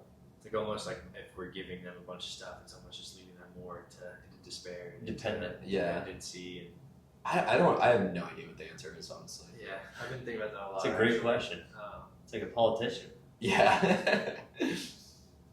Yeah, maybe we get them in the run club, and then maybe they start Get them running. we better Don, you're really buying coffee here. Yeah, it's Give that's them a problem. Ironman training. Yeah, I mean that's a problem everywhere. That's not just Because it's Nashville. cheap, right, to do an Ironman? Very. Very little equipment. Tickets cheap. Cool. 13 grand. Yeah. Is that how much it was all in? I actually recorded a video of me kind of going over the details, but it's like 10 minutes long. So I had to edit it, and I've just been lazy. But 13 it was like 12,500, I think. for a chance to maybe get your face in concrete. Yeah, Yeah. that's also a wild. big thing too. It's like you put so much time and money and I mean everything into it. It's like you just want to finish the race too. It's like Yeah. I mean, from a financial standpoint, it's like I gotta. I finish can't this believe thing. y'all's one friend actually carried his bike, and that's cool. That's Yeah. a rule that you're Yeah. allowed to As do long that. as you bring the bike with you. Yeah. Oh, okay. So you can't just run. You have to. You No, you have to have bring the it bike. back. I guess makes sense because Yeah. it's a hazard. If you. But wow, that's crazy. All right, Rob. Biggest problem in Nashville? I mean, there's a lot of problems. Dating. No, I'm just Dating, I mean, social media is another reason why dating is so bad. But biggest problem in Nashville, I mean, I have no idea. Like, I seriously, there's a lot of problems. There's homeless, there's, I think but this is a nationwide thing. It's just community in general. I think there's a lot of people are getting isolated and stuck in watching TV and on social media, that kind of stuff. Which is interesting because I agree, but it's also like you're the most connected. We are the most connected I just think we've ever been on The paper. most connected. Yeah, social media wants us just to Least sit connection. in our home and like sit in our home Yeah. and feel connected. That's what Yeah. social media wants, and that's comfortable just to be able to like feel connected with everybody just by scrolling and stuff instead of actually going outside and trying to meet people.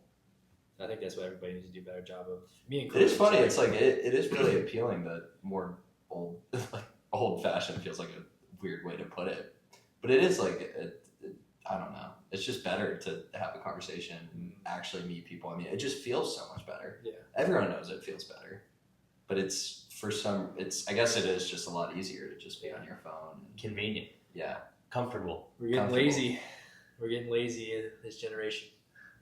These kids. Me myself included. I'm part of it. I'm part of it too. part of Absolutely. I'm a victim Not proud of staying it, man in. enough to say it. I'm proud to say it. I've definitely caught myself scrolling for way too long, way too many times. Yeah. Shoot, I did it yesterday. Yeah, I probably did. I'm tonight. scrolling right now. Yeah. Well, I was gonna say, I don't think any of us have been on our phone for 2 hours. Yeah. It's a big deal. Yeah. That's what's cool about the podcast format. Yeah. I need to start doing it more. I feel like I might need to do more solo ones too if I want to be really consistent. But we'll see. Yeah. We'll call this season 2. Yeah. I'm glad you texted me. Yeah. Fire it back This up. is fun. Yeah. All right, we can't talk about the biggest problem without the best thing about Nashville. So what's the best thing about Nashville? Ooh. I'm trying to think how to word this. I mean, it might sound like weird, and I know it's a lot of people, but I think the culture is really cool. Oh yeah. And I think there's a lot of cool places and restaurants and people and energy. And I mean, also, not to go back to worse things, but traffic. Yeah. The traffic is It's awful. getting better. Yeah. But I think Nashville is I think it's a really fun, lively, energetic city, and I think there's stuff for everybody. Yeah, I mean, I think community. Agreed. There's a lot of awesome people here. You do got to take the initiative and kind of go out and be okay just being by yourself for a little bit, just trying to meet new people and trying to put yourself in that tough position. But there's some awesome people here. A lot of people. There really who are. Yeah. Yeah, I mean, even like the triathlon community here. I mean, there's Working Triathlete, Nashville Tri Club, and those people are a couple hundred deep and like are great, super nice people. A lot of them awesome, just humble and Christian. Like, yeah, a lot of great people. And I mean, there's hundreds of churches here too. Yeah. Oh yeah. The Fit and Faith, a lot of great fitness gyms around here too that all have great communities. Yeah, I mean, community here I think is just unlike any other, in my opinion. Good answer. I was gonna say the same thing. I think it's that, and there's a revival going on, especially in Nashville. Like people can sense it from everywhere. Like my sister who lives in Atlanta, she's like, I mean, I kind of wish I lived there. That Wow, kind of yeah. thing, yeah. So that's, I mean, the community. Just nobody else, I feel like, has these kind of groups of like. I'm sure they do, and I just am maybe a little bit biased and naive about it, but there's, I mean, Fit and Faith. The run clubs we have here, the run stores we have here, like there's so much. If you actually go and seek it, you will find community here. Yeah. You just gotta be willing to put yourself out there and like we were talking about, be a little bold Yeah. and risky. It's so worth it. Yeah. It really is a good city. Glad you're moving, huh? Yeah, I'm ready to switch it up. Yeah. No, but I'll love Nashville. I'm not moving because I don't like Nashville.